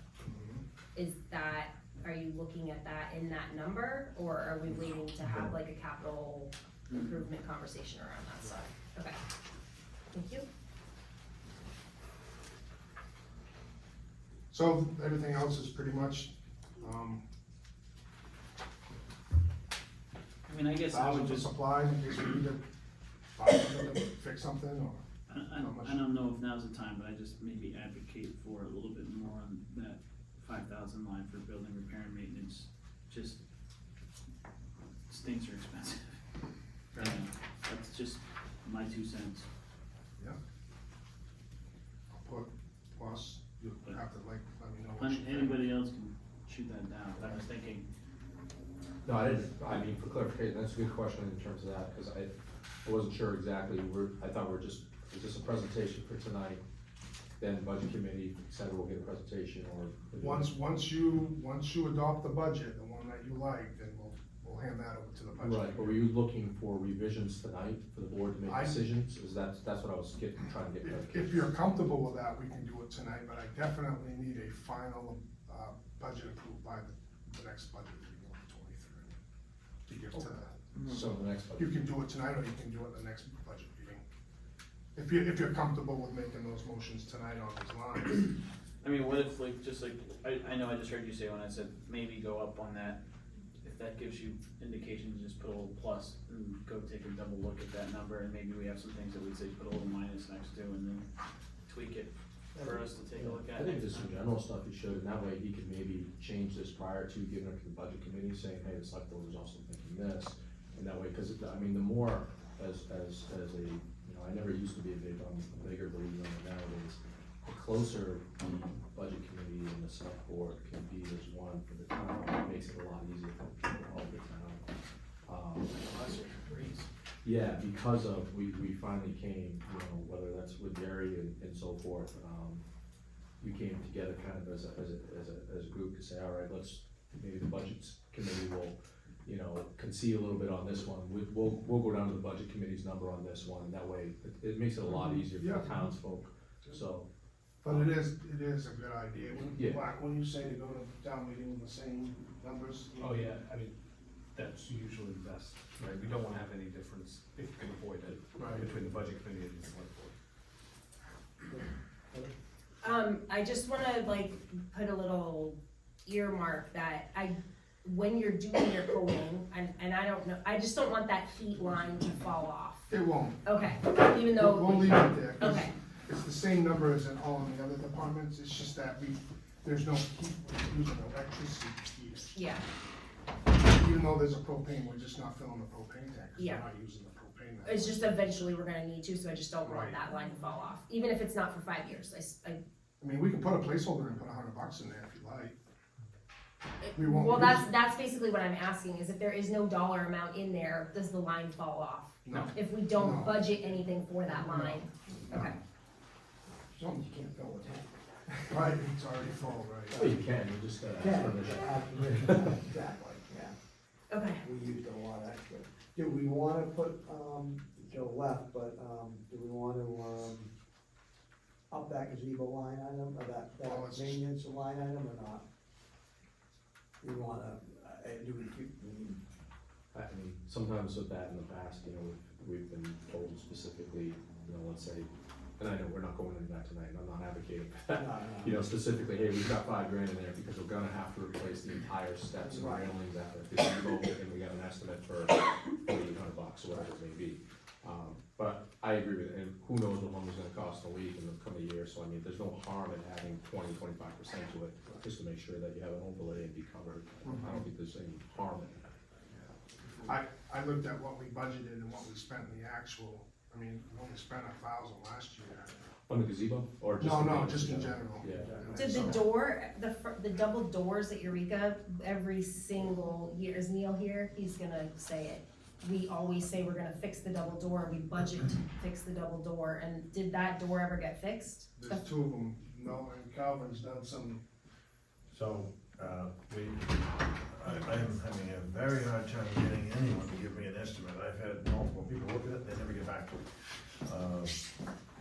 We did one estimate for like, just, so I got a price on the doors ourselves, if we bought the doors, it's like $9,000. Just for the doors, to replace the double doors on the back, the front, this was from Hammond Lumber with the exact model. And that didn't include the hardware, if you bought all of the crash bars and all the hardware, that was another $10,000 from Hammond. So, just let you know, that's the cost of, fixing. Right now, there's So are you saying for all the doors or just the double door that's at the top of the wheelchair ramp? the one, the double door in the back is no good, the double door in the front is no good, the side door is no good. So the price on all of those doors was $8,800 and some dollars from Hammond Lumber. Yeah, so this probably needs to be a capital discussion, separate Right. item. So if this is just for like things that come up, Right. maybe 5,000 or 35% up, it might all it be is. We're just talking appropriate. about upping And the then $5,000 line. just, What did you want? or a number of Joe's choosing. Don't put that on me. Before we add into this discussion, Mark's recommendation to also increase the electricity line, which would increase it, I think, if my math is correct, to about 10 to 12,000. Because it's about $10,000 if you add everything together with the street lights, the electricity and the heat. Yes, so, after I said that, I realized what Jerry did was he moved that heat line to the individual admin, fire department and public works, which is why it's zero, and that does make sense. And now when you take a look at just the actuals for electricity and street lights, plus whatever was in the Eureka Center, $6,200 probably isn't that bad of an estimate. That's what I had initially, and then you. Right, yeah, now I know, I realize. We're on the same page, that's Yeah. why I asked Jerry that question. So- Right, that's- Also, if you don't mind me making a suggestion, so just to make, the meeting more efficient, or the two meetings more efficient, if Jerry doesn't need a budget until the next meeting, to be able to provide to the budget committee, my suggestion would be that this is a presentation meeting to just kind of ask questions, then the select board, over the next 2 weeks, individually go through, and then come to the next meeting with simply just, hey, I'd like to increase this line or this department by X amount for these reasons, and then you guys vote on that. That would make it a lot easier, because otherwise, trying to go through individual ones and go, well, maybe we should vote on this, I think that might take a little bit more time than is necessary. That's just a Yeah, suggestion. good. Yep. I did try to ask that question before we started. I mean, it's good to ask questions, but I think voting on budget increases or changes right now, Yes. I think would take a lot more time than. So would that work, like, we take a look at this, we all put our pluses and minuses where we think Yep. we need, send that to you by email, and then Yep. we, that gives the That's Jerry. just a discussion at the next meeting. Yeah. The discussion, yeah. Okay, so just bring it, come Bring prepared. it with you. Come prepared. Do your 15 hours like I did, come on, Joe. I'll get somewhere between 0 and 15. Okay, onward. All right, so Not saying more. assessing, do that, that's really not much has changed there. Donna's asking for $100 more a month, so that's going from 18 to 19.2. Other than that, everything is pretty much. Nothing else. The mapping is contractual. Yeah, That's a big- mapping, yeah. So, so one thing that I did, another thing that I kind of did unilaterally, is that you had, mapping in opera to update the maps. Well, that's a line item in your operational budget. So you don't really wanna use ARPA money in an operational line. So we put that back in, but we're not gonna use that money, and we're just gonna keep it in the operational line. I'm not sure why it went to that. I think the way that the question worked was that we were gonna fund the mapping and we were gonna fund the first year 2 of, years updates. of the updates, and then it was gonna become part of the operational budget. It was already part of the operational budget. They were just paper maps at that point, now we're doing GIS maps, so. Yeah. It's the same, pretty much. It went up a little bit, but not much. That's it with assessing, other than that, it just,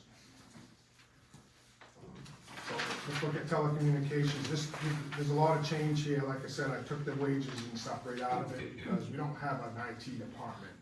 We have an employee that's a liaison to our IT services. So when we need to do that, that's what they do. So we took that rate out. So really what you're looking at is, the internet, if that's what you want, that's what it's called, that is data defined, that is our IT services. Okay. Oh, so that's not, I mean, that's a pretty expensive. Right. Okay, Mhm. software licenses, that's Trio. Trio is about 23, and I added 1,000 in case we need another Office 365 or another software program in that year. So that used to also be in the administration line, but it's really an IT type thing. And I put, 5,000 in hardware, just in case we have a computer that crashes, breaks, and we need to get another one. Okay, so there's that. Where's the GIS expense for like the town maps and stuff like that? Right, It's not- right. That's in that 20. Yeah, that's right in that assessment, it's in that 24,000. 2,800. No, it's on the page before. Oh, so it's- That, The GIS is this. Other than that, Okay, you Yeah. see? Okay, just testing everyone. Quiz. I'm on it. All right, we're moving on to public safety or fire. So this, No, Planning. planning. Terry's like, we're moving on to the last page. yeah, so planning, so one big change here is I moved Alan to this department, that's his wage there, that you see, that 65. Part-time wages is George. Now, George, I put 4 more hours in there for George, and the reason why I did it was, if we do the codification, he's gonna work on that. He's also gonna help with, the zoning board of appeals, cause he works with that, he's gonna help Alan with that. And, we're doing with GP-COG a little like planning thing around this little complex here. They were supposed to do it last year, they never got to it, so he's gonna, he almost ran out of hours this year with the meetings. And the more we do, the more he works, so he needs those more hours, so I've added 4 hours to his. So he's 24 hours now instead of 20. Is that 4 hours because that's the max he wants to work, or could we squeeze 6 more hours out of him? That's a good question. Like, that's just my But question. Just, I wasn't, if the answer is no, he doesn't wanna work any more than 24 hours, that's the answer. I think by 2030, you're gonna need a full-time planner, let's put it that way, so, because you're doing more things are happening, so. Yeah, I guess my question, that's a different thing, but my question is George saying I only wanna work 24 hours? Yeah. We really, we probably should stay away from that subject, that's a discussion that Jerry has to have. If he needs more planning resources, you can just ask him. Yeah, this is what he wants. Yeah. We've had that discussion, that's what he's comfortable with, and well, That was just it's a an increase, yeah. So you mentioned codification. And this can be a discussion for a different day. I'm just wondering, when you're talking about that and you're talking about this increase, when the person came to talk to us about it, that was a service that person that came to the meeting talked about. So is it still gonna be proposed that we use that service to do it in one, they take our whole ordinance, they go through our whole ordinance, they do the whole thing? Or are you saying that George is gonna do it? George is the liaison between that service and the town. Got it, thank you. Yeah, And we're gonna see that somewhere in here, see what? the codification? Yeah, we're gonna. Oh, that's a capital improvement, right? Okay, sorry. Trying to keep straight. Yeah. Thank you. Why is the committee, why is that so much more? Because they get, what do they get? John Talbot told me there's 5 of them or something like that, I don't know. $50 a meeting and then $50 a $100 for meeting, and the there's department. 5 of them, Yeah. or 6 of them. planning board? and they do 12. He said, this is John Talbot's number, I talked with him. So some people may not take the money, or I don't know, I talked to So John this is an Talbot. estimate based on the amount of hours you think they're gonna work next year? No, they get a stipend. Right. They get a stipend, and it's a certain amount of money, and So this it's the planning board members times the stipend times how many times they So get a you year. you It's multiply 6,000. the people by the stipend. Stipend Okay, times 12. all right. So right now, they're just not getting paid? I don't know. They're getting paid. Then why, it's, I how's, think how's what he did was 23 he did, work? if all members show up to every meeting, Right, this is what they get. this is a budget, so This if committee they don't show chair up, they gets don't 100, get if paid. he goes to every meeting, that's 100 for every month. Yeah. Right, Yeah, absolutely. that's what I'm just That's right. curious, just curious. Yep. So, Nothing really else. See here, the travel and mileage, that 2,000, that is Allen's. The CEOs, I probably shouldn't finish his name, the CEO's mileage. For the year, in October, he was up to 1,600, so we budgeted that for 2,000. Postage and freight is 1,500, just because if we have to do more mailings and that sort of thing, it's gonna, we wanna know how much planning is, spending it. Postage and stuff. That's really the end of that one. Union Church, there's that 10,000 that we budgeted last year, that's going away, that lapsed back, so there's nothing budgeted for that. Legal, if the planning board needs to seek legal opinion, we put that all in the legal on administrative? Yeah, Okay. yeah, just clean it up. And then Yeah. if they're the ones in the next year that spend the money, would it show up as an actual here, or would it all be on that other little line? Keep it line. Okay, thank you. Yep.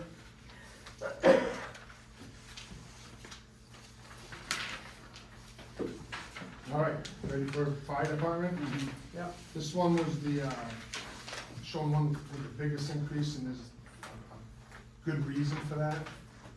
It's under the, part-time staff wages. The chief has requested that he put on someone at night for EMS, and that's the increase. So he told me that 35% of his calls are at night, and he works all day and he answers to those calls, so he's asking for help, and I support that. We can't have him working both days and nights, so that's in the budget. If you have more questions, more detail, I'm sure he can answer those for you. And he can answer probably to a lot of it. The first few lines is just your payroll and taxes. He's pretty much kept his budget pretty flat for the most part. As he goes down, you'll see some of the increases in electricity and that sort of thing, but that's the number. What we did was, we took the electricity this year for all the departments and just added what we had this year and added it up, and then just projected it for the next year, so. There's really, maintenance, repairs, he had 58, he's got 60, both of them did, but we're talking about Chief right now, he did a good job with his budget, he's right where he needs to be now. The gas and diesel, how he's gonna work that, just so you know, is that he's getting his gas now from the Public Works, and they'll track it, so we're paying, so he's using that gas over there. And we'll take care of that the way we code it, they've got that all that under control. You can see putting gas and diesel as a line item under municipal versus just the individual department, you're gonna keep them separate for tracking purposes. So, one more time. Gas and diesel, is it, you foresee combining it into one line item for the whole town versus keeping it separate, or are you separating them to keep track of? Yeah, we wanna know how much gas the fire department uses, and what each department's using, yeah. Yep, So heat is down, but electricity is up because we did something? Did we get heat pumps here? no, what, Well, these are new, when did those go in, I think last year? Yeah, they are combo units, so they are heat pumps. Heat is actually propane for the fire department. Okay, oh, Oh, so, It's so, and Jerry's about to tell you that when we switched providers, we had a credit for what fuel was left, when they came and got their tank. But that doesn't just go back into my budget, that goes back into undesignated, so that's why I can, even though we had actual, I see. 10,000, I'm budgeting for 8, is because that was a credit. well, actually, we were paying, I saw a bill last year for, propane for $3.40 a gallon, because the town was paying rack price. So we got into some cooperative bidding, we're paying about $1.80 now. So when you use those same gallons that we use it at those 2 different prices, we're able to lower the cost of it, so just know, moving forward, while we wanna move, I don't wanna get off topic here, but I wanna move to a fiscal year, we know what we're paying for 6 months. July 1st, we go out to bid again, we don't know what that cost is gonna be for the next 6 months. So we add like 25 cents, we're not gonna go down because we don't wanna get burned, but that's why we were able to do that with our propane, because we got better pricing. Okay, that's why. We talk a lot about the increases and decrease, whatever, anyways, I think it's just important to note that on multiple lines, I'm seeing, a significant reduction in our workman's comp Yeah. amounts, Yeah. and I know that you guys have worked hard on that, so thank you. Yeah, so we went from somewhere in the 90,000 down to 60,000, and that's reflected throughout the budget. And I gotta hand it to the crew, the staff, because they're just awesome at their safety stuff. They've been in the program, they're keeping up, and that's where you save money, is when you do things safely, so that's another big savings. It does.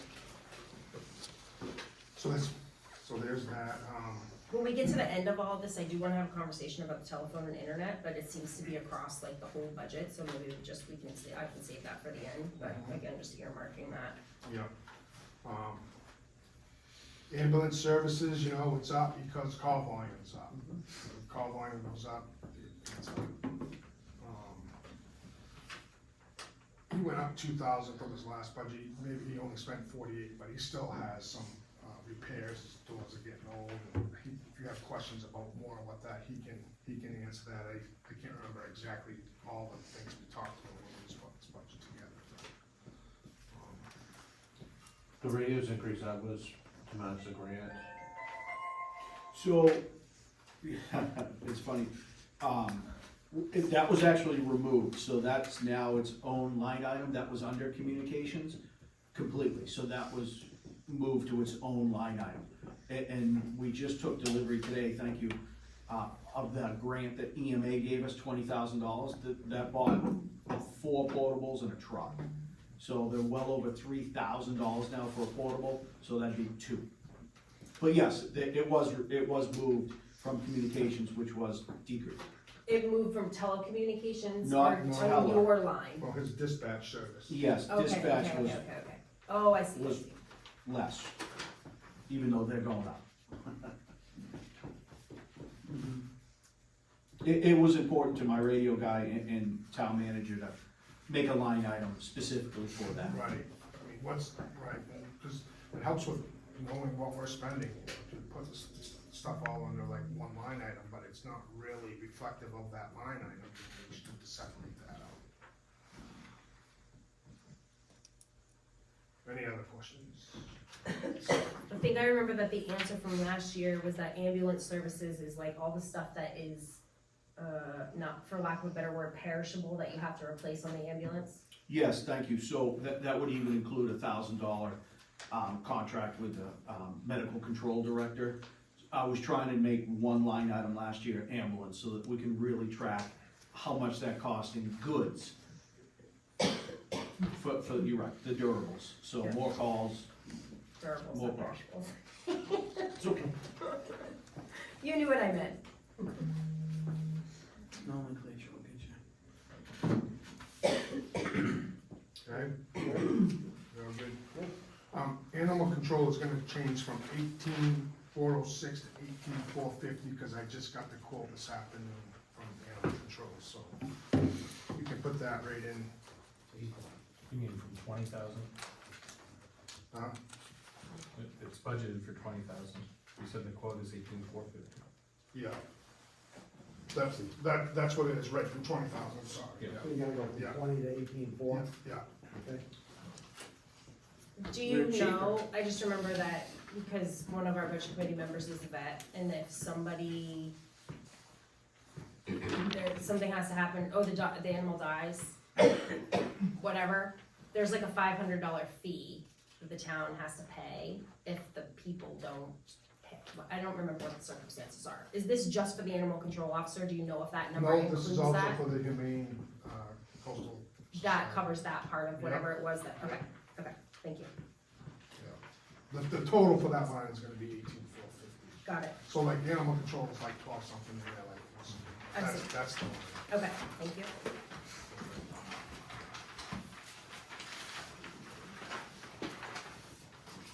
All right, Public Works, we'll talk about this, really not a whole lot of changes here. Calvin did a really nice job with his budget, like I said, we talked, you see a reduction again in his workers' comp from 40,000 down to 25, that's really nice to see. Everything else he kept really pretty good. You will notice in his paving and road work, there's a significant increase there, and that's just because of the quote, if you will, or estimate that he's getting for paving. Last year, we paid 82 a ton, he got a quote for 110. So that provides basically the same service, same amount of miles that he can speak to a little bit, so it's gone up How significantly. many miles was that for? 2.47. 2.47, there you go. Okay, I have a question. And he also, in this line, he backs up his paving on his shoulders work, and that's also part of that 400,000. And that went from $40 a yard to 105. So really, the increase is it's just an increase to provide the same services, which is really, this whole budget is really that, other than the service that chief is adding. So, other than that, there's really not a lot of change in Calvin's budget. Can I ask you a question? Sure. So, I think I know the answer, but I just wanna make sure that I understand. The equipment repairs and maintenance, actual is 111,000 and change, and we're budgeting 40. And then, but we're doing vehicle, so up top it says equipment repairs, and then down bottom it says vehicle repairs, which has nothing in that line, and that's the 80, and I'm assuming that if those two were together, that budget would be 120, which would cover the 111. Right. Is that accurate? That's exactly right. So what I asked him to do, vehicles and equipment are two separate things. Mhm. So I wanted him to break those out so we can track, what are you paying for your equipment maintenance, and what are you paying for your vehicle maintenance? Thank you. But I was just saying his overall budget hasn't really. Right, yeah, no, I wasn't Yeah. arguing that, I just No, wanted to no, make I sure that get it. I'm understanding, Yeah. like, what these things are representing. The same breakout happened with salt, and Yeah. Calvin wants it to be broken out to liquid de-ice and winter sand as well. And also, he had road painting and striping and crack sealing in his paving line, and we took that out just so we could see what we were separately. And also the same for regular wages and overtime wages, because those are, Yes, those were combined, so we wanna track how much is we paying in overtime, although that fluctuates every year, depending on, it's really, his overtime is mostly in winter ops. So depending on how harsh the winter is, that will fluctuate, but I think it's a good idea to separate the two and not have them all in the same line. Seeing that this, part-time staff was budgeted for 1,500, we spent 12,000, and now we got a 15,000 budget, what's that? Like, are those just, So that was, I think Mark wanted to pull up to, like our part-time people. Before, that was just for the cleaning, okay. just for the cleaning of the office. But Now we you have actually, some part-time employees. part-time and on-call per diem, yeah. okay, on-call. yeah, that's, sure, I knew there was an answer, is But it, thanks for your patience, I mean, when you have a different looking budget, it does. Thank you for your Yeah. patience. Yeah, it's,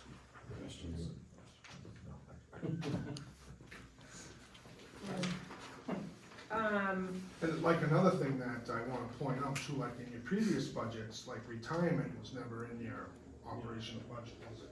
Yeah, and I don't know where it was recorded. Yeah, I think it was getting paid, but it was I think it never was in really admin or something, part I of had the, no idea. the budget numbers, so that's driving up some of this too. I don't know. Part of it was the employment tax, that's what you would typically, because I think it was like a main purse thing, if I remember serves me right. That's quote me on that. Yeah, and I don't even know if taxes were even in the operational budget, was it? Yeah, payroll taxes were, Payroll, yeah, So that'd be my guess. right. but I don't know where Yeah, I agree. retirement was recorded before, I don't know. Yeah, Cause that retirement that you see there is really only since we started recording payroll in July. Yeah, I just assumed it was all in payroll. no, I agree.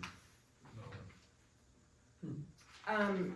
I like to give credit where credit is due, and, I just like, I wanna point these things out, that, Chief was slightly under his budget from last year, and Calvin, substantially, and I know that you're a real firm believer, like you said, you're never gonna, you're always keeping track, and you're not gonna, I don't think that you can always control that, I think that sometimes that's a little bit out of your control, depending on what happens, but, significantly under your budget, and good job, thank you. I will ask Calvin for his tutelage. I gave you a sandwich compliment, Chief, come on. Heather's sparking some friendly Heather's just trying to spark some friendly competition. And it continues, on the next page. This is for honking at midnight. Which are relatively flat too, the numbers. Okay, one question about, are we going to solid waste? Are we there yet? Yeah, it's right behind, right underneath it. Anybody else for Public Works that don't wanna? So we did the thing where we typically do bulky waste separated out. Yep, This lumps it all together. If we're gonna vote, well, it's there, it's bulky waste day, 12,000. yeah, no, I see it, but I'm saying like normally we do it by article Yeah. and we need to pull talk about bulky that, waste too. out. So Right. that was what one of my questions was, Right. is how, Yeah, we need to talk about how you want to do that, if you want to pull bulky waste out and create an article. But as you know, Casella came in and they did a five-year. Okay? So what I'd recommend, if you're gonna go with it, if you're gonna continue to pick up trash in the town of Durham, and you're gonna go with that, I would recommend that you take your solid waste and you make it an operational line in either the Public Works or somewhere, because you've got a 5-year contract, so are you gonna go to the town meeting every year and ask them if they wanna have their trash picked up when you're in a 5-year kind of commitment? It doesn't really, it's like leasing out a truck and going to town meeting and asking if they wanna honor the lease to pay the next year's lease payment.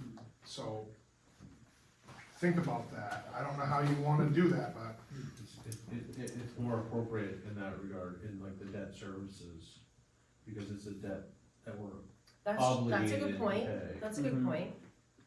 yeah, we could do that, we'll have to estimate, because, it is an estimated, line item. Like, for instance, if I take the first 6 months of the last contract, and the contract first 6 months and multiply the tonnage that we're used to, it's really 372, right? So, but they're only going up 5% each year, so the actuals here, 325, and I'll have to ask Mark if that's it. I added 6% to that number, which got me to 345, and then I bumped it up to 350.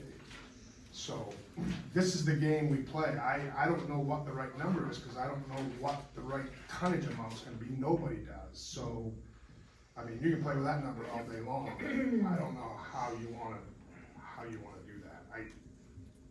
You can just look at it from historical, contextualize it that way. Yeah, That's Yeah. really all you can do. Take a look at what the tonnage data has been for the last 5 years and just, Take the tonnage minus your trash ticket sold, your revenue generated from that, and boom, your number. And then add, if typically goes up 5 or 6% because the population goes up. And Yeah, 10%. we and We I don't know if it'll- separate out the tags and whatnot, so I mean, the actual in 22 was just under 3. The actual in 23 was 325, and I'm estimating, I'm throwing 350 at it this time. I think it's reasonable, I don't, you know, again, we're really throwing a dart at this. If we can get, depending on where the solid waste committee goes, if we can get into some sort of compost program, cause that stuff's heavy, and they're not putting it in their trash, the tonnage will go down, and we probably would be good, but, I mean, these are just variables that we don't know right now. So just remember this conversation, if you wanna keep that number the same, great, if you wanna lower it, I mean, it's up to you. It almost seems like you compare the tonnage to the number of occupied dwellings per year and come up with a rough estimate for tonnage per occupied dwelling, and then look at new building permits and occupancy and extrapolate that way, and then add in some sort of coefficient to deal with increased costs. But that's a lot of trash, man. There's a way. Write it on the task list for the solid waste committee. I think there's a way, but As I got further down there, so everyone started laughing in the room. I'm used to being laughed at. Yeah. I think we Jerry move made a on? good quote budget on that one. I think that's a good budget call. I think that's It's a budget. Yeah, I mean, what we don't wanna, and the reason why I wanna move it to a line, cause you don't know, and it wouldn't be fun to have a special town meeting, cause you had an article warrant for one item, and it went over by $2,000. Now you gotta go back, ask for the money, you know, that's just the way it is, cause you went over the article. Trash, in my opinion, should be like snow. You can you can overspend it because it's a variable. There's no way to account. You don't know Right. what people can throw away. You don't know how much snow is gonna come down every year. Right. How do you know, how is it written, or where is it that we're allowed to overspend? It's a state thing. I don't know, yeah, I couldn't tell you that, but one of the reasons why you separate like winter sand out and winter de-icers and stuff, because you're allowed to overspend them without going back to the taxpayer. You have all that. But I don't, hardware for do you have that, like, any kind of like, I don't think you do, like I said, I believe, and don't quote me on this, I believe it's a state, Calvin could probably speak to it better. It's a statute, you know. Yeah. what, the As far as, public works? yeah, public Right, works, what- as far as overspending on, Right. snow and Right, things like that's, winter. you're right, but what about the solid waste? If you He's want- saying it's his opinion, it should be the same. I think it should be the same as, because it's there's no way to know. Right. It's a If must. not, you It gotta is. should always shoot the over budget. Right, or you got it over budget. And then There's deal with only it one. where you know Right. about happening. But the other practical ways is what Jerry said. I think Jerry did it. Work it into your public works Yeah, budget something they overall, gotta so do, that that individual line can be up or under, Right. as long as your total budget warrant article is underneath. Right, that would be good. Yeah, the money will just, it goes back into the understanding. So, you got all on Calvin's? Or on the public works budget, you got any more questions there? He's pretty flat in that spot. Just the cost of services going up, his budget goes up. And that's really all he's providing. Okay? All right, page 12 of 15, so this is this is basically going. I just basically created, you know, the Parks and Rec, I just created a buildings and grounds, and everything is kind of moved either to buildings and grounds, or to the buildings, period, for the Eureka Center. It's now, Yeah, this has all been accounted for before this, so, question. it just cleans up the whole budget, you know, it just makes everything so much more concise and neat and clean. In your own stuff, though, would Eureka's, I know I'm beating a dead horse, but would we be able to arrive at what the cost for Eureka is? Yeah, you can get. Even though it's all gonna get dumped into that one major category, Right. we would still be able to get to that detail. Yeah, because Eureka, when you think about it, is pretty much your only major building, especially if you, move the Union Church to the historical site. It's really the only building you got left. I mean, you got the modular behind the fire station. you don't really have much to look at, so it really is unique. So would, do the like runaround pond and like Yeah. all that stuff, does that go in the buildings and grounds Yes. bucket? Yep, everything sort of moved there. Okay, but we would, and you said it, so I'm taking your word that, yes, or your word for it, that we would be able to separate out. Yeah, you can get detailed Okay, yep, reports for perfect. where it's funding, where the money goes. Okay, thank you. At least when Mark was doing it, we'll do our best to try to match. No, you should be able to. Yeah, Yeah, you right, should be able because we can describe it right in the Trio software. to. Right, just as long as you're consistent with entering in memos, for your expenditures. And you keep the bills that come in, right, so you're gonna, someone could go through and pull all the electric bills for your Right. building. Okay, Right. So,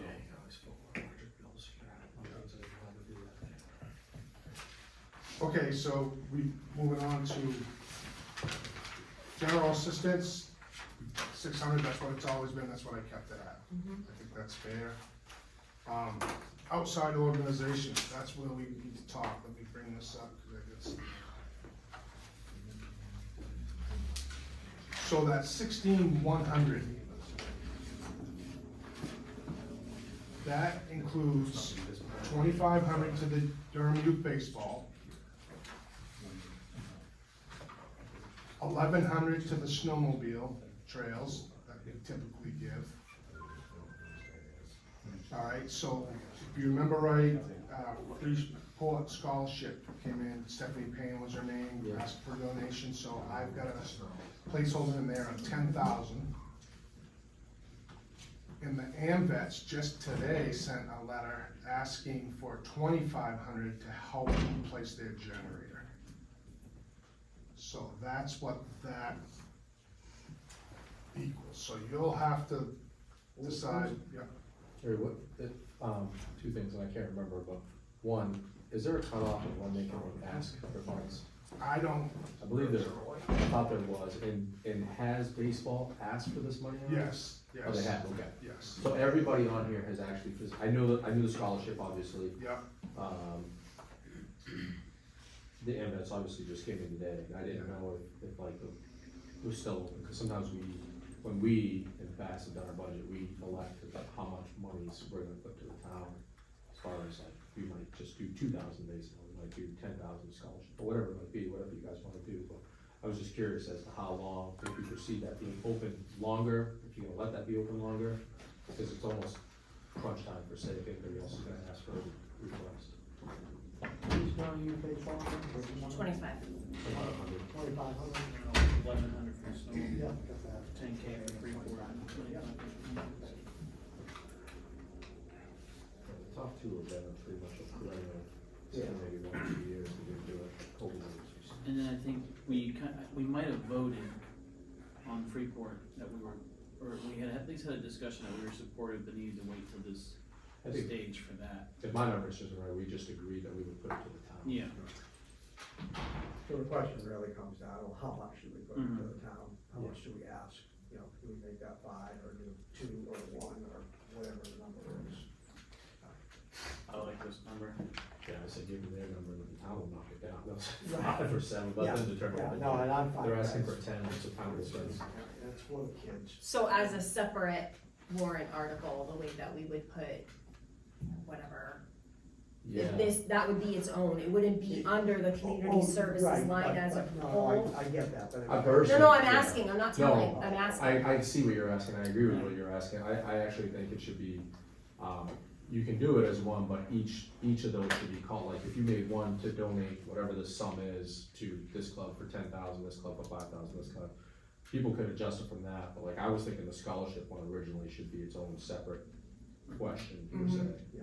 Cause it's a new thing in Yeah. a larger amount. Yeah, and the recreational one, you could just, cause it's been pretty, like I said, it's kind of been a perennial event, like the recreational one, it's like 5,000 to 6,000, 7,000 bucks. You could make that, but these newer ones, you know, like the AMVets, that's not really recreation, I'd call that out separately. The, what's it called, it's not really recreation, I'd probably call it out separately also. The, Scholarship fund. scholarship fund. The thing about, the question about the AMVets I had for Jerry earlier, when you mentioned that they came in with this, is, whether we're using the facility, which I believe we do use the facility for voting and what have you. So there's an important reason to that. They just want to make sure there's some justification for it. How much do they charge us? I, zero? Yeah, I think it's, Right. they're cashing in favor. So we do, I mean, what would our alternative be if, I mean, that's the way that I'm looking at that, right? If it's election day and we're at the AMVET and they don't have power, what is our alternative? That's not a scenario that I think that the town wants to have to get into, and so if passing this or putting this out to vote, you know, alleviates the potential for that situation, I would definitely be, I think that that's absolutely worth entertaining. Oh, yeah, no question. Yeah, no, I agree with it too. I don't know what, you know, as far, like, that does raise a great point. You know, like, I don't know what the state or for that matter, I don't know if you remember like a couple of years ago in October, we lost power for days. Like, it was a big windstorm. Like, I don't know, like, if, for example, the school, this last power outage, their generator wasn't working either, so what do you do in that situation? I don't know what the answer is. I don't think the MVETs could probably not handle a presidential or gubernatorial election. Yeah, so you have to use the school, so I don't know what would transpire if the power was out. Right. That's a weird one, that's a great question, but I don't know what would happen there. Right, so, but I mean, well, let's all Yeah, hope that exactly. if this was a brand new generator and we're in that situation, then that's not something that we would have to worry about, because they would, not necessarily the gubernatorial, Yeah, cause I know that does have to take place at the school, but all of our other elections take place at AMVETs. yeah, I think if you just take the elections, I mean, the election's a component of it, and the fact of having an election is one side of it, but just the fact that we use their building free of charge for these services, I think that warrants, even if it's a $2,500 rent per year that they could use towards that, however you wanna, I think they're more within reason, asking a very reasonable request for what we've been given over there. I agree. My only other thing with regard to, you know, we do have our own, Durham Scholarship Fund. That's correct. And so, That's separate, right? and that's a restricted account. It is, yeah. It's not being fundraised for, though. There's so Right. much money in there, when it's gone, the scholarship is done. It could be the question that somebody says, well, why don't we add to that? Yeah, I just wanted to just put that out there, that, I mean, this service, I think 2 of the recipients right now are from Durham. Out of like 5, I think that's what she said, that are receiving it right now, 2 of the 5 are from Yeah, Durham. we're heavily represented in the recipients for sure.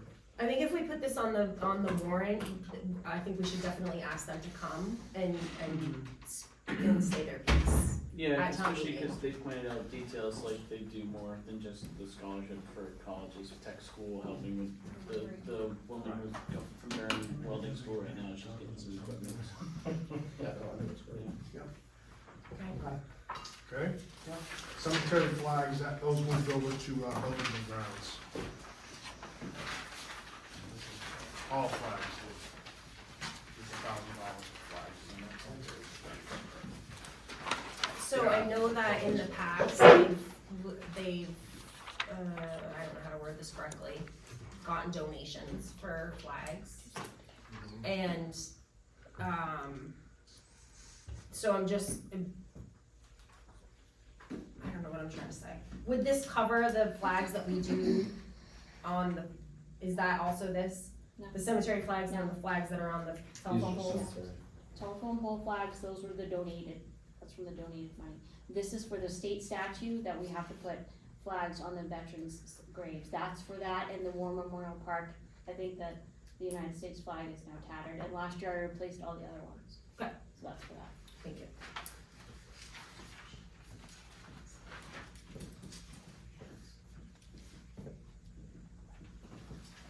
Set? All right, page 14, we're almost done here.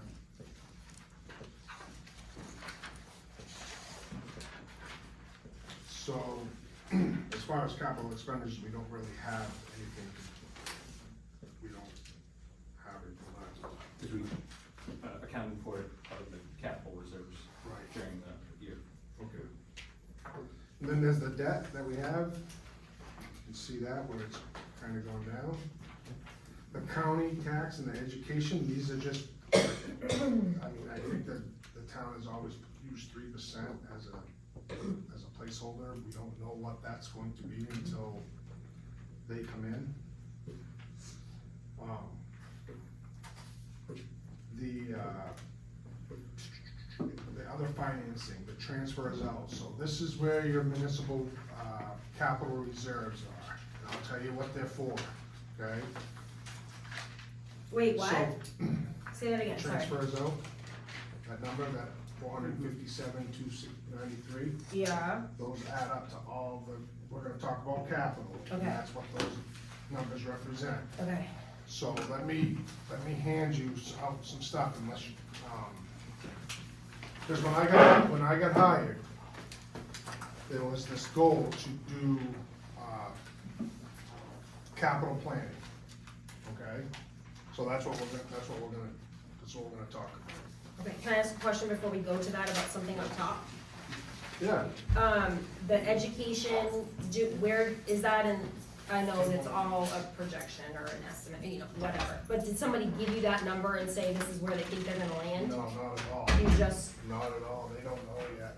okay, We probably won't know until, what, June? okay, Our portion of the budget will be all done anyway before we find out what the school budget is. okay. So when Joe and I went to the meeting, they weren't giving out any kind of projections or Okay, anything like that, so. and then the No tax, and then the tax abatements, That's determined at the town commitment. Yeah. So that's your overlay. right? Yeah. You don't wanna put any kind of placeholder in there at all? You can if you want. So What my, what number do you wanna use? I don't know yet, but my train of thought is just that, I mean, if we're going on the thing, the projecting, whatever, and then we used 8,300, I mean, I don't wanna budget 35,000, I mean, I think if we budgeted 10,000, but my question when we did the overlay, when we established the overlay, I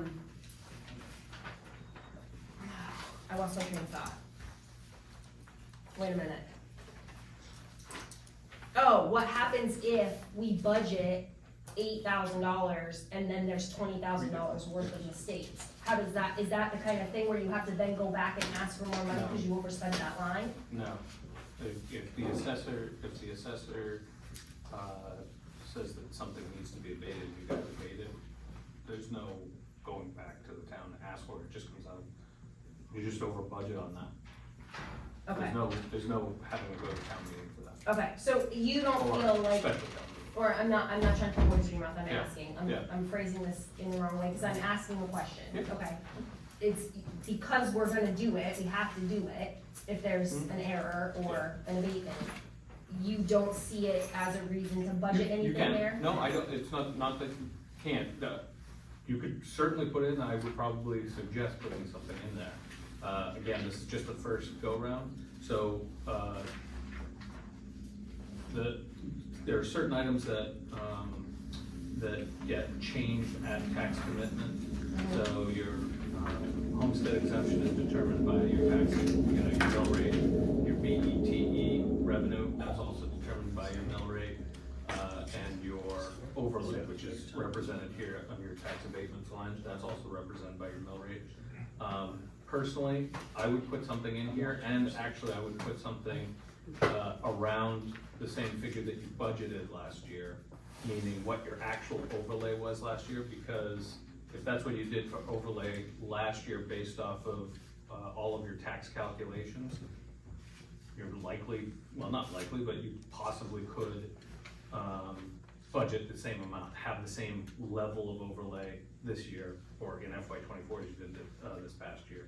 So I would put something in there, because you're right, what it does is it drives that projection on the front page, right?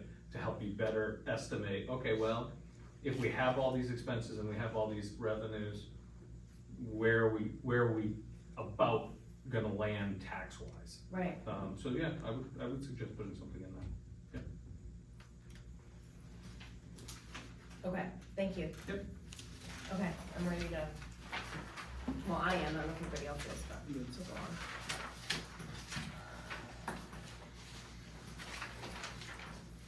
So on the last page is where all your revenue accounts are as they stand right now, okay?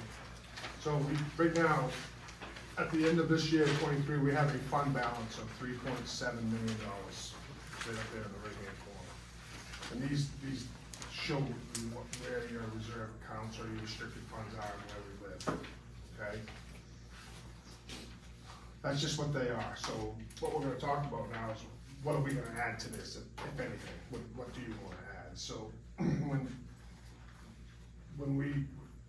I took on this job, there was a goal to do some capital planning, so that was what Mark helped us with. So basically how that works is we have equipment schedules, both fire and public works, and administration basically has buildings. So according to those schedules, what we did was we planned out, 10 years for the most part, 10 to 12 years, at a cost to replace those equipments, trucks, whatever it is, and projected that over 10 years. And what the results of that was that to fund those, and the reason why we wanna do this is we don't wanna have a spike in taxes when we wanna purchase big equipment, year after year. So if we level fund across the board, the money's in the reserve accounts to pay for the equipment when we need it. So what we wanna do is if you go this route with funding the reserve accounts, you'll have an article for these numbers, and I'll share the numbers in a minute. But then what you're gonna wanna do is you're gonna wanna have another article allowing the board to use those capital funds when they deem necessary in future years. And that gives you folks flexibility to purchase these trucks or whatever it is right then. So in other words, right now, we're estimating buying equipment 6, 7, 8 months prior to it even wanting it. And those change, and that's what we're putting in the warrant articles. There's a couple other different things that go on. This gives the town flexibility to decide when you buy it. You may not need it when the schedule says you need it. So that gives the department heads or myself the opportunity to come to the board and say, hey, look, we just blew the transmission in the truck, it's probably time to buy another one. And you folks can make that determination, and it just gives you a lot more flexibility, and if you keep funding it that way, the taxpayers won't see these spikes in their taxes. It'll be level funded all the way. So how it works out with the equipment schedules in today's cost, we're looking for capital, for public works, is to put 205, that funds all of his equipment for 10 years. If you fund it that way for 10 years, Wait, what am I looking at? Where's the 205? I Sorry. don't have it. You don't have it. Yeah. Did you get one? Oh, yeah, sorry, I was looking at the wrong paper. Go, sorry. All right. The fire department would need 180 each year. Buildings. This one was a tough one. We may have to revisit it. There's only 10,000 in there for buildings, and the buildings are in somewhat, the Eureka Center or the community center, that foundation's falling in. It's gonna need a new roof, so we need to probably revisit that number, but for now, 10,000 is what we have in there to put towards buildings every year. There's 60,000 in a reevaluation, we've been doing that. And if you look at our grant funding, we're shy, $2,293 on 30,000. So what I'm asking to do is put 2,293 towards our grant to level that off to 30,000. So we know there's 30,000 in that grant line. Chief Tripp is gonna need 20,000 of that real quick to, is he still here? I'm up. Yeah, real quick to, what are you getting, radios? Yeah, so we took delivery of the radios. We have a grant for 20,000. We need to front it So again, that would be, I need to come in front of you all just for a quick vote to front it, and then we get reimbursed from EMA that has already said it's there waiting for us. So the grant matching reserve right now is $27,077, so I'm just asking to add $2,293 to make it an even $30,000. Okay, so that's what that 457,293, but remember, at the beginning of the meeting, we're gonna add 9,000 and something, 9,543 to that for the Union Church. So that bumps that number, you can write that number down now to 466,836. Where? No, it's on here. Page 4. On page 14. Page 14. Those- Sorry, my brain's starting to, 457. I get it. okay, wait, tell me where again? Page 14. Yeah. 99 So transfers out is what you're taking out of the budget, so you're pretty much left with your operating. Right, So these are your transfers, so 9,543 is gonna get added to make the total of 31,000 for the Union Church, which is gonna make that total number 466,836. 836. Right. And does that number include your 2,000 something for the grant fund?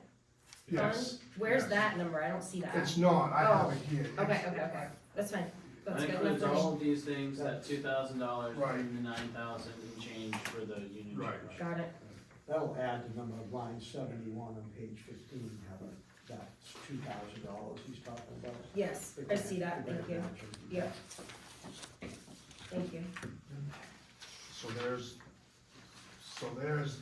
that, then that you folks can do what you want with it. It's just, that's what we were asked to do, it's what I was asked to do, and that's what we've come up with. Whether you wanna do it or not, that's your call. And that discussion will be for next meeting, right? This is just for questions about, About which I have, yeah, you explained it perfectly. And I wanna make sure we're all on the same page, is that instead of so like the capital improvement process that also came to this, with this agenda, right? That doesn't have any money attached to any of those articles, because what you're proposing is that we do this. And if we- Level fund, Yeah, and if those capital improvement projects are approved, then it comes out of this level funding. We're not attaching a dollar amount to a specific capital Right. improvement project. Am I saying that correctly? For the public works and the fire department, that's correct. The other ones would be separate. That would be still the same, you still have the separate items that Paul put in his letter to us. From a raise perspective. From a raise perspective. From a raised perspective, I see, okay. Right, So- 'cause right, Jerry, just make sure I said that correctly. I wasn't- 453 does not reflect the additional capital improvement items. It only reflects the level funding of the public works, the fire department, and municipal buildings. and municipal buildings. So you put those out of. Well, actually, if you look at fire, I think, his fire, I think he is asking for, his radios, or it's at least in his, for his computer aided dispatch. Right, that was separate. So, yeah, I'm gonna recommend we use ARPA for that. Yeah, no, that's fine. But this was what he put in as far as capital, Right, and I was yes. just talking about the four, I'll say 53, which we just added a little bit to the $9,000, so I just wanted to make sure we're talking about that, so that, I think, answers your question. Yes.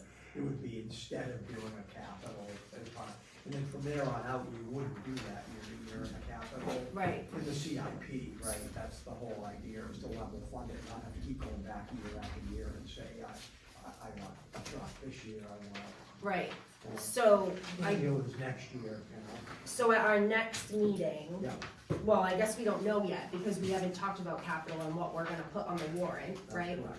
But when we get to the point where we're gonna put the things on the warrant, and we know that we're gonna raise, Yeah. that's gonna change this equation, and so then we'll just see that represented then, yes? what other capital are you talking about right. raising for? The The CIP. come on, market reval, we were gonna raise, not transfer, correct? And then there's, I don't know, we had 9 things. So, Your face.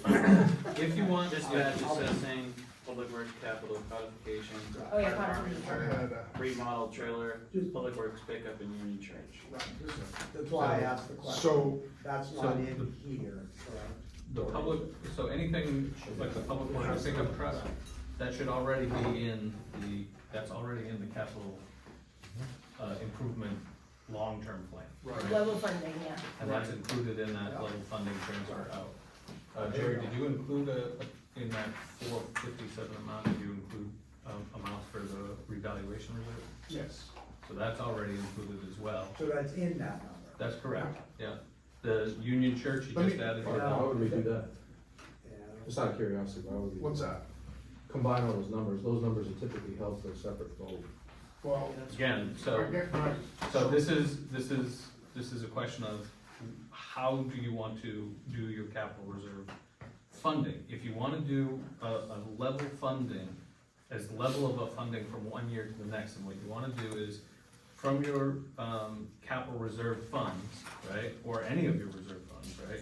You want to have a long-term plan, and really it's gonna be just your public works, your fire department, your municipal buildings. Everything else isn't really a long-term, public works reserve. What you can do, or capital reserve, when you include all of those on your CIP plan, your long-term 10, 15, 20-year plan, and arrive at a long-term number, that's gonna be part of your transfers out every single year. If you want anything additional to that, like let's say the revaluation reserve, then you can have that, you can have that separated out as a, well, do you wanna raise specifically for this? But as far as this budget for calculations is concerned, it's all combined in this transfers out line. Does that make sense? Yes. But it just doesn't show on here because it's not coming out of this because we're gonna raise Right, it. just like for the outside organizations, how you're saying, well, we're gonna have a separate warrant article for the baseball and the scholarships and whatever, that's fine, as long as you're accounting for all of it in the figure here, in this budget, to arrive at the projected calculations, that's perfectly fine. If you wanna have separate warrant articles for, I don't know, anything else that, would go into your reserves, you would have them separately stated in your warrant articles, but as far as this budget document is concerned, you would just include it in that transfers outline. I get it. Yeah, no, I get it, and I understand what you're saying. I think, the confusion on my end, I'll just speak for myself, and it's just me, is, historically, capital items have always been, we haven't gotten, okay, that's not historically typically what we've done. So if you're saying that that's all in there, there's no, typically the board would have the discretion of saying, are we actually putting that adding that to here? Where this, it's already been done for us, I think, is what I'm seeing, where we don't have any say on what's being passed to the town.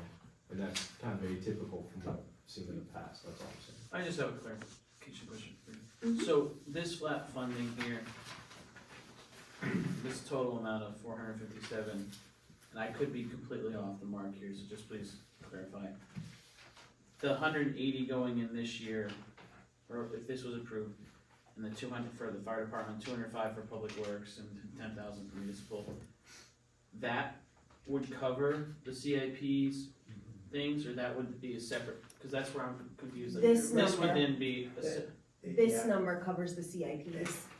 Yeah, so, and I think where the confusion is when we're talking about level funding, and you guys can correct me, that we're only talking about level funding the fire department and public works, and municipal $10,000 buildings. of municipal.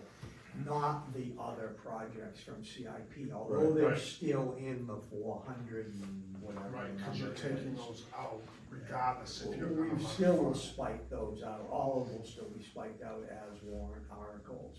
It's just, so when we talk about level funding, we're really only talking about those three things right now. Doesn't mean something new might come later on that we say we wanna level fund, or that we wanna increase the buildings, let's say, to level fund them at a higher rate later. But that's, I think that kinda half answers most of the question there. Heather? This says municipal buildings capital reserve. Does that mean it can only be used for municipal buildings? Because like, let's say, well, first answer that, please. Well, let's see what you make this. Well, because, Chicken egg. Show me your cards, huh? That's right. well, because like the public works or the fire department, it just says fire department capital reserve, right? Right. So that could be a truck, that could be an ambulance. If that meant this building needed a new roof, is that gonna come out of, I'm asking more than one question now. Is that gonna come out of fire department capital reserve, or is that gonna come out of municipal buildings? But you have, it tells you what we're putting in for capital expenditures in your municipal, you can read it. It's everything. against the schedule. It's everything. So, Right, can you still answer that? What? Pretend that there The isn't fire a department- list, The fire department building comes out of. the fire department, Capital reserve. okay, no. and, No, look at your municipal sheet, look where the numbers are coming from. But. there's nothing on that, there's no But you- explanation with it. Oh, it didn't come with it? And there's a list of all of the. There should be. Okay, but can you just answer it? Yeah, so, So municipal buildings includes fire and, Okay, all of the municipal buildings. okay, alright, so, Yes, $10,000 level I think you're loads for all the buildings, so, right. for okay. all the buildings. And then the reserves themselves for the fire and the DPW It's for equipment. upper equipment. Okay, thank you. My next question is, if we're just calling this buildings, Municipal buildings. yes, and then we wanted to do something like the what is it called? The market reval, right? Because this says buildings, we're not gonna pull this out of here, No. or could we if we wanted to? you have a market, you have a revaluation. Okay, that's just an reserve. example, pretend it's something different. Okay, so, yeah, let me kind of A explain. big project like Let that, me- that wouldn't fall under fire department or public works, but we wanna fund that out of a reserve account. Right, But because this specifically says buildings, are we only allowed to use the money in here for buildings? generally, yeah, because what you're trying to, in order to be transparent to the taxpayers, you're saying, hey, when you set aside X amount for fire department capital improvement projects, or capital purchases, then they're voting on, okay, yeah, we're gonna fund fire department stuff, right? When when you say municipal buildings or municipal structures, right, then we're saying, we're setting aside money for roofs, major components, to be replaced and repaired over time. When you say public works, it's for public works related stuff, so yes, you can't all of a sudden go, oh, well, we have X amount of dollars in the municipal buildings reserve, but we wanna spend it on revaluation services. No. So then should there also be a category for admin type Well, that's why you long-term have stuff? that's why you have those other types of reserves that you already have set up. Okay, So for example, you have an emergency reserve, you have a grants matching reserve, which is just a generic grants matching reserve. Hey, we have a grant coming in, it requires a match, we can pull from this grants matching reserve. We have a recreation reserve, which, I don't know what it's for, I assume it's for some sort of recreation stuff. Telecommunications reserve, I don't actually know what that's for, but I assume it's for telecommunications stuff, right? So all of these are for what they're named for. The CIP stuff, the long-term capital improvement stuff is for your major departments, your Okay. your public works, fire department, and your municipal buildings Okay. that need capital improvements over time. Okay, And then, I just wanna clarify how this concept works as far as level funding. What you're saying is, you're saying, normally, when we want a new plow truck, that's a warrant article at town meeting. Shall we raise and appropriate $50,000 for a plow truck? Shall we raise and appropriate, $150,000 for a fire department truck, right, whatever. That's how you used to do it. The suggestion here is that through the budget process, you place onto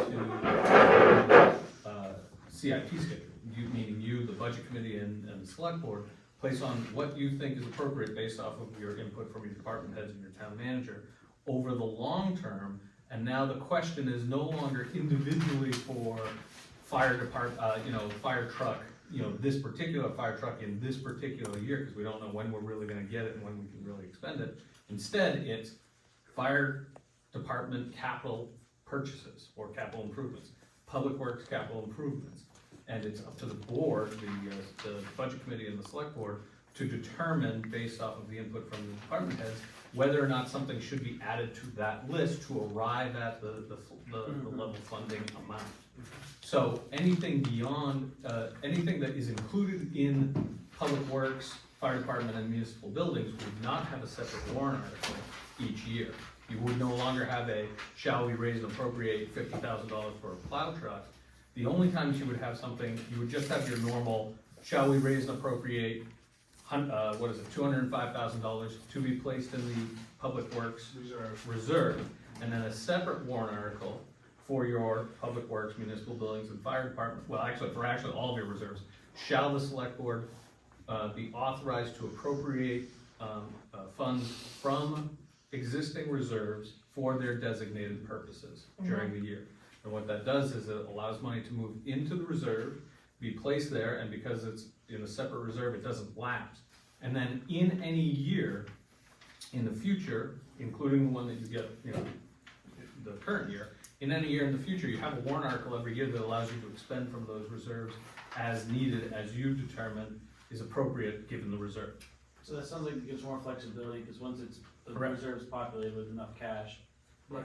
Calvin was planning on buying something new in 2028, but in Correct. 2026, a catastrophic failure on the machinery happened, it was gonna be more expensive, it's just smart to buy it. We wouldn't have to wait until April and Correct. say, can we spend, just. That's right, it allows you the flexibility, you move anything that you had placed into that list to arrive at the level amount, move it forward or backwards in time as needed.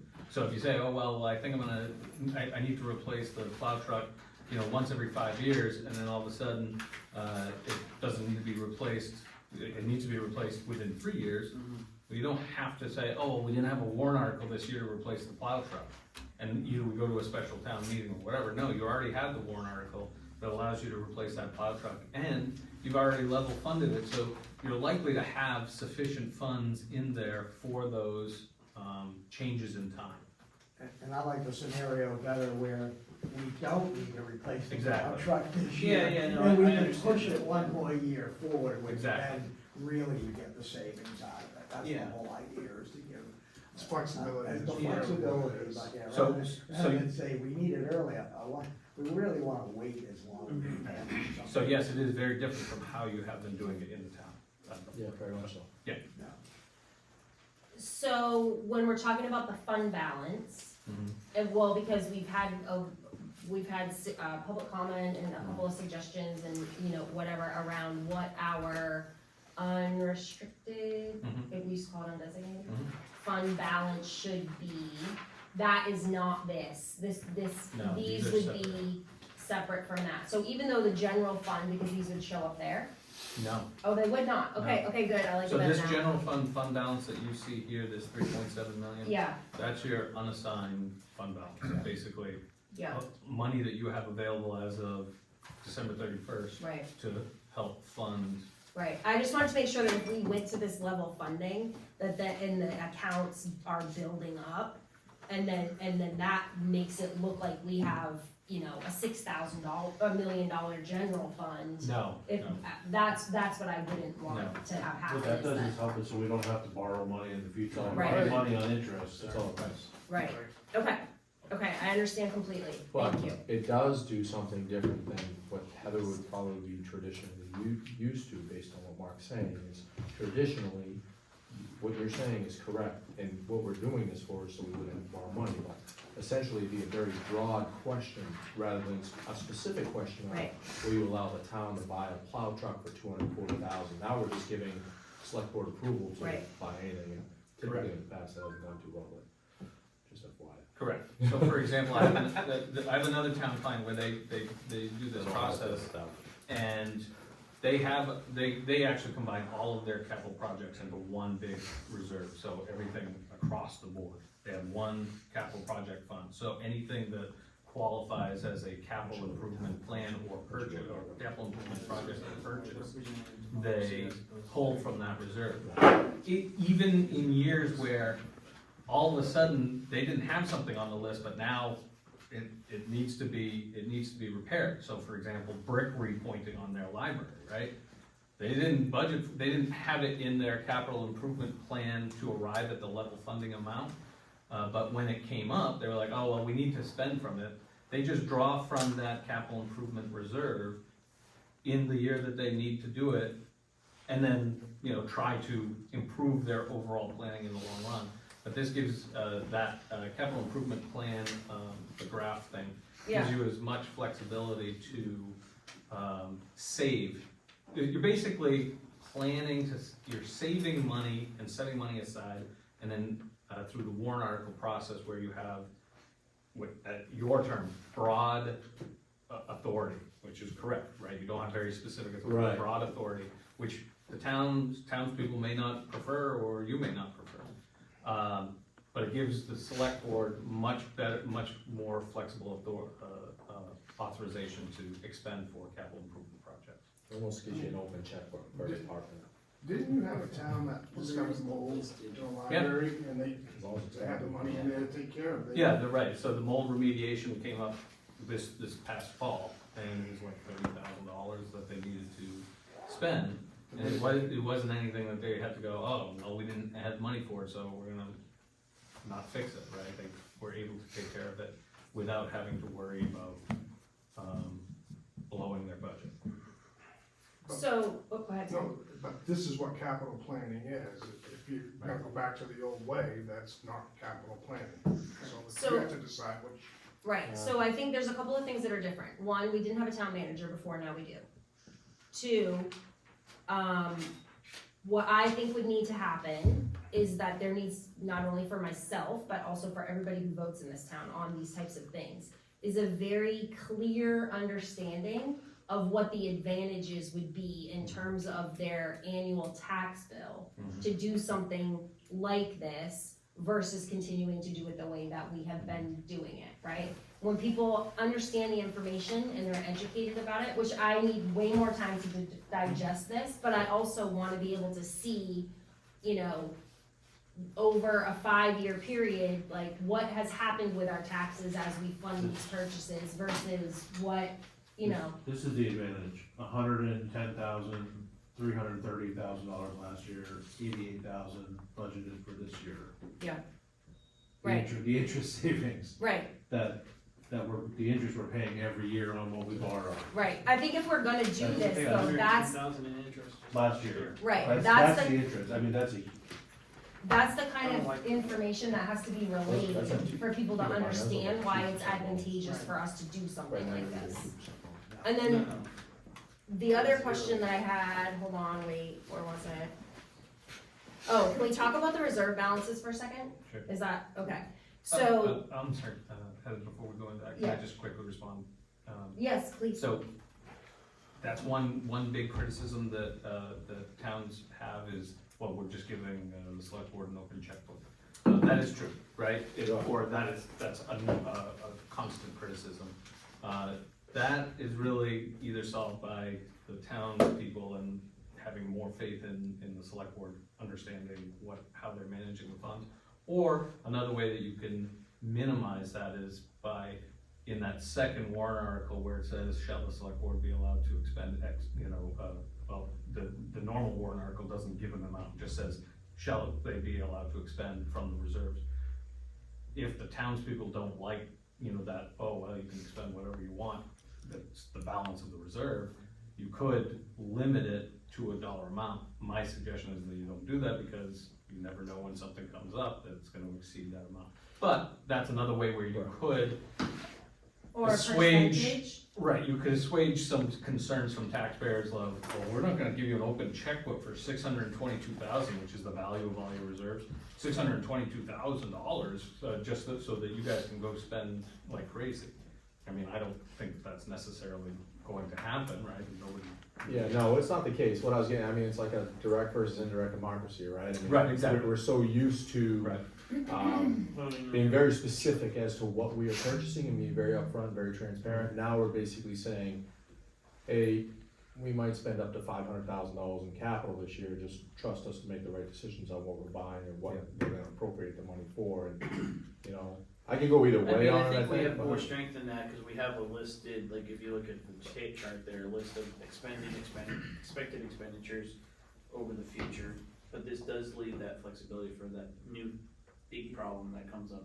Not that I'm saying we need red pointing done, but No. that example. But there are certain things that come up, mold remediation is a great example, right? So- Yeah, so I mean, I was kind of looking at this as that it would be against the schedule, so that you really couldn't get, I'll call it scope creep in here. Then, right, if you bake it in even to the wording that it's to the capital schedule for each of the departments, then you don't necessarily have an open ticket. These guys are open because I can do they that as could well. fail at any time, but that would be it. And that way you could narrow it down, so you wouldn't have to put an actual cash limit on it. Because we never know what a truck's gonna cost, but that would keep you to the 10-year plan that you do adopt every year. I'm like always about the transparency, right? So I think that if this existed on the website for people to be able to go in and see exactly what the plan was and why this is the way that it is, why we're suggesting this, and be able to be very educated about it. It wouldn't be this, you have to read every meeting minute, watch every select board meeting, look at every single agenda to be able to have an understanding of why $300,000 was spent outside of town meeting, right? If this is all information that's easily available for people to go in and look at and be able to see, I feel like anytime that there's transparency when it comes to this kind of stuff, and the information is super accessible to people, that right there takes away some of that doubt of, trusting what it is that we're doing. The information is available for people to be able to access. And that already just creates a more trusting environment around this type of thing. Seems simple enough to just have a capital expenditure schedule tab, so someone can just see Right. this right here. Okay, well, that's all a lot to digest. Shows that it's not just a list that came out of nowhere. Yep. That's kind of a different discussion. Yeah, it's like another thing. Yeah. Can All right, I- how we doing here? Can I ask my quick, fund balance questions, really quick? So, one of the things that I just wanna make sure that I say in this meeting and get answered, for everybody to hear, because people have asked me this question, right? Is that in, 2021, we, combined a bunch of accounts and called it municipal capital account. We did that by warrant article, okay? Which had a balance of $97,000 and change. Yep. And then in 2022, we appropriated and transferred $60,000 from that account to put towards a revow, which didn't end up happening. And so my question was, because in 2023, we voted to raise and appropriate $60,000 for the future revow, that $60,000 is represented here in the revow reserve, right? And so what I want to have explained for people that are wondering is because it looks like we raised 120, right? We And did then, not raise. no, appropriate and transfer, and then the second time we raised, so we appropriated and transferred 60, we raised 60, right? And now you can explain. So the first year, you transferred, you appropriated and transferred out, so it didn't happen, so it just stayed back to the account, so that stayed in municipal, leaving your municipal reserve account to 97,632. The following year, you raised money to the, for the assessing, for the reevaluation, so that wasn't, you raised it, you appropriated for that, so we set up a reserve account for that, so there's only 60,000 in that account. Okay, so that, thank you, that explains it. That it went back into the municipal reserve because we transferred, we didn't raise. And that's why even though the revow question has been on the warrant for 2 years, there's only $60,000 in that account. Right, because the wording of the article matters, right? 'Cause Yes. you didn't raise it the first time. Right. We're transferring it out, it didn't happen, it just stays, it transfers back in. Right, thank you. Yeah. Okay, when we have money in an account and it's earning interest, does the interest go back into the account that's earning the money? Or does the interest go into the general fund? So, none of these have their own checking account, so, all the interest that's generated from the general fund's operating checking account just goes into the, general fund. If you wanted the reserves to also generate interest, you could set it up that way and we could account for it that way, but that's not what's been happening. All the interest, has been going into, just the general fund. Is that also true of the accounts like the scholarship reserve? Yep. So the interest that's being earned on those accounts goes into the general fund? Yeah, I think, I'm not sure how many accounts have their own separate checking account. Right. But I can if you want me to, because the way I've been doing it is I've just been recording the interest in the general fund. If, Is that what towns typically do? well, they will tell me, hey, Okay. for this, we want, so for example, like if you have a tip fund, right? And they say, well, because the document says that it has to be separated out into its own checking account, and the interest has to stay within that fund. In that case, then we just record it. Anything absent that, if I don't have any instructions to the contrary, I might as well just record it to the general fund, so that it's available for general fund expenditures. So for example, you could do the Giving Tree Reserve, the interest on in that checking account. You could record it as revenue in the Giving Tree Reserve and put it in there, but I don't think that's happened in the past. I know I didn't do it this year. So it's up to you guys whether or not you want me to do it that way. There's nothing that says that it has to be done. Okay. Unless it's part of some sort of establishing document, right? And that's normally with, a bequest, right? Bequest says, I'm giving you, $100,000 for scholarships, the income of which can be used for actual scholarships. In that case, then you do keep track of it in that fund. Anything outside of that, especially if it's committed reserves where the town is just setting aside money, that usually doesn't happen. Yeah. Just a question, just a brief one, but are you seeing towns consolidating more now with these high yield accounts that are available to towns and businesses? That they're just basically funding that one account and then earmarking this money separately and then pulling it over to the checkings per se? So in other words, you have one, let's say the town has $3.5 million in savings. And it's not really removed from that premium savings account that's earning, let's say, 4% right now, until it's actually earmarked to be used.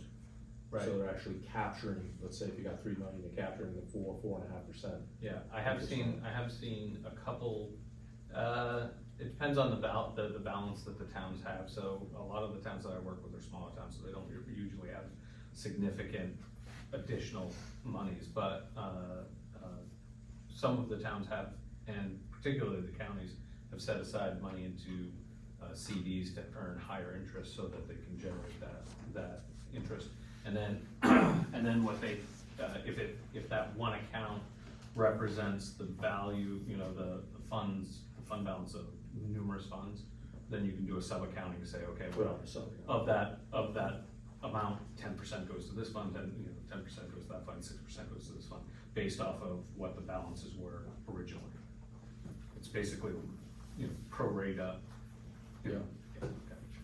So, I don't wanna have this conversation tonight because it's late and my brain is fried, but one of the things that I was gonna talk about is what you're talking about, that we have this larger general fund balance than what you're saying and that we need to have. And what that would look like if the town invested that money and made money on that money. But I can't tonight, so can we just like put a, We spend that money to get through, right? I mean, it's not. Some- No, not really, no, I mean, We you have do have, reserve. you do have significant idle cash that you could be putting into a CD. Obviously, towns are limited in what they can invest in, they can't invest in. right, I was just thinking like a money market, like right now, like a lot of businesses. Yep. Would count, I mean, we're. Yep. I'm with Bath, I think we're at 4.25%. Right, yeah, and that's what, you know, the county, I know the counties that I work with, they've been doing that, and they've been generating significant interest income over the last year and a half now, just because the interest rates have gone sky high. It really wasn't a big issue before, pre-COVID, because interest rates were pretty low, so. Correct. Most towns are like, why am I gonna deal with the hassle? just about the telecommunications reserve, and then I think of that. So there's $83,000 in there, and what we have done in the past, if I'm remembering things correctly, is that where the telecommunications budget, this was when we didn't do like this general whatever, is that we would cover the telecommunications budget with what telecommunications made and then out of that reserve account, right? But that's not how we're doing things anymore. And so, how does that money end up getting spent? We have to put that on the warrant, that we would wanna transfer money out of the telecommunications reserve to do X, Y, Z with? Okay. And does it have to be related to telecommunications? Well, so again, you establish this telecommunications reserve from the franchise fees Right. that the cable company paid. And then the concept was that it was funding the telecommunications department. Right, But that doesn't really make sense to do, right? That's like saying, well, we're gonna fund code enforcement with the permit fees. It doesn't really make sense. So that's why I don't recommend doing it. That's the difference between those long-term ones, the 3 long-term ones, and these other types of reserves. These other types of reserves, really, if you're gonna be spending from them, right, they're like revaluation, where you're saving money, and then in the year where you're gonna have a revaluation, that's when you're actually gonna expend from it.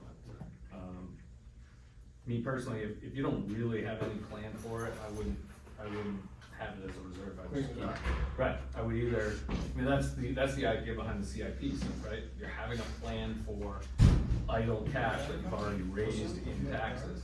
If you don't have a plan for it, put it back in the general fund and start to reduce the tax levy, or don't have as high of a tax levy as you would have otherwise had. That's all I'm saying. All right, Jerry? I'm good, I'm done, I think, guys. Paul, do you wanna talk about ARPA real quick? That is a fund that doesn't have to be spent in 24, but we gotta obligate it. can I ask a question before we talk So- about it? If we came to the next meeting and we all had our conversations about all of these things, right? And then, is there still time to discuss the capital, the CIP, these, and ARPA at the next meeting in order for you to be able to get your stuff done? Or do we need, if we have to be finished at the next meeting, then we should talk about this stuff now. But if this can wait till the next meeting, We can wait, I need a approved budget. Including this? Recommendations from this board by on the 23rd. okay, so, That time is getting pretty tight. So the question to the board members is, do we wanna continue, or do we want to have a secondary meeting for our deadline? 23rd is still our first meeting, is that correct? I would like to have another meeting personally, just because I feel like we don't know like what, I feel like it will be hard for me to make a decision and have that be a final decision by the next meeting when we don't have like all the numbers done yet. It feels like we would be having a discussion at the next meeting, and then at the final meeting, we would be voting on the numbers that we've all made final, right? Are we gonna like work the numbers in the meeting to come out to the I didn't bottom? think we had enough, I didn't know that many issues that we were talking about here, there was maybe about 3 or 4 of them that we were discussing, and during the numbers he had to update, right? That was all I got out of this. So I'm not seeing a large discussion. I think personally, it was just, you know, maintain that budget and keep it primarily focused at the time, not just budgeting and not a lot of, you know, other things. But other than just things that need the necessity of the town, I think one more meeting should be over, and I think you can get all your questions and so forth. I think capital is really something that we could probably do a little more, what's the word I'm looking for, a little bit more discussion upon. Okay, I'm in agreement with that, because now I'm remembering that after the budget committee does their thing, we get one more shot at it. Okay, I'm fine with that. I forgot about that. Yep, I forgot we get one more shot, So we, okay. you know, if we make the tweaks we just talked about, Yeah. or come back with your comments next time on a couple of tweaks, and Jerry's gotta fix a couple numbers in there, so he probably does an updated sheet anyways. There's one number. One number, right. I got One one number that number. I gotta change, Yep. it's not very much, No, so. no, then we can get to a final decision next meeting. And do this next meeting? And we can do that next week, Are you comfortable with that? yeah. I think Rich, that- are you comfortable with that next meeting to do this? Oh, yeah, 100%, I think that's Yeah. probably the most appropriate, to be Yeah, I honest with you. think so, yeah, I think it's getting late and everybody's getting tired. Yeah, I'll make good decisions. Yeah, no, it's like. Maybe Jerry wants to get us while we're weekend. Well, no, Hey, no, let me this get is, it down, let me get that. no, Let me this is just really blast- data for you folks to Yeah, kind no, of go it's through. an really. awesome job, you did a great job. Oh, Mark, I mean, Mark, my God. you did- thank you, we He's hope helped that out we still keep tremendously. you in some capacity, that's what we're hoping. Yeah, that's to be seen. Yeah, no, we totally I understood. was perfect. All right, let's see, so consent agenda? Yes. Motion to accept the consent agenda. I'm so moved. I said so moved. So moved. Rich seconds, any discussion, all in favor? Okay, upcoming meetings, select board meeting on 1/23, and we'll continue our budget discussion then, and 2/13 will be the other meeting. Executive session, I don't believe we need any tonight. Move to adjourn. Motion to adjourn, by Joe, Second, have a second, all in favor, we're adjourned, thank you all. thank you. Jess, you Thanks for need being Joe here. to sign this? Yes, yes.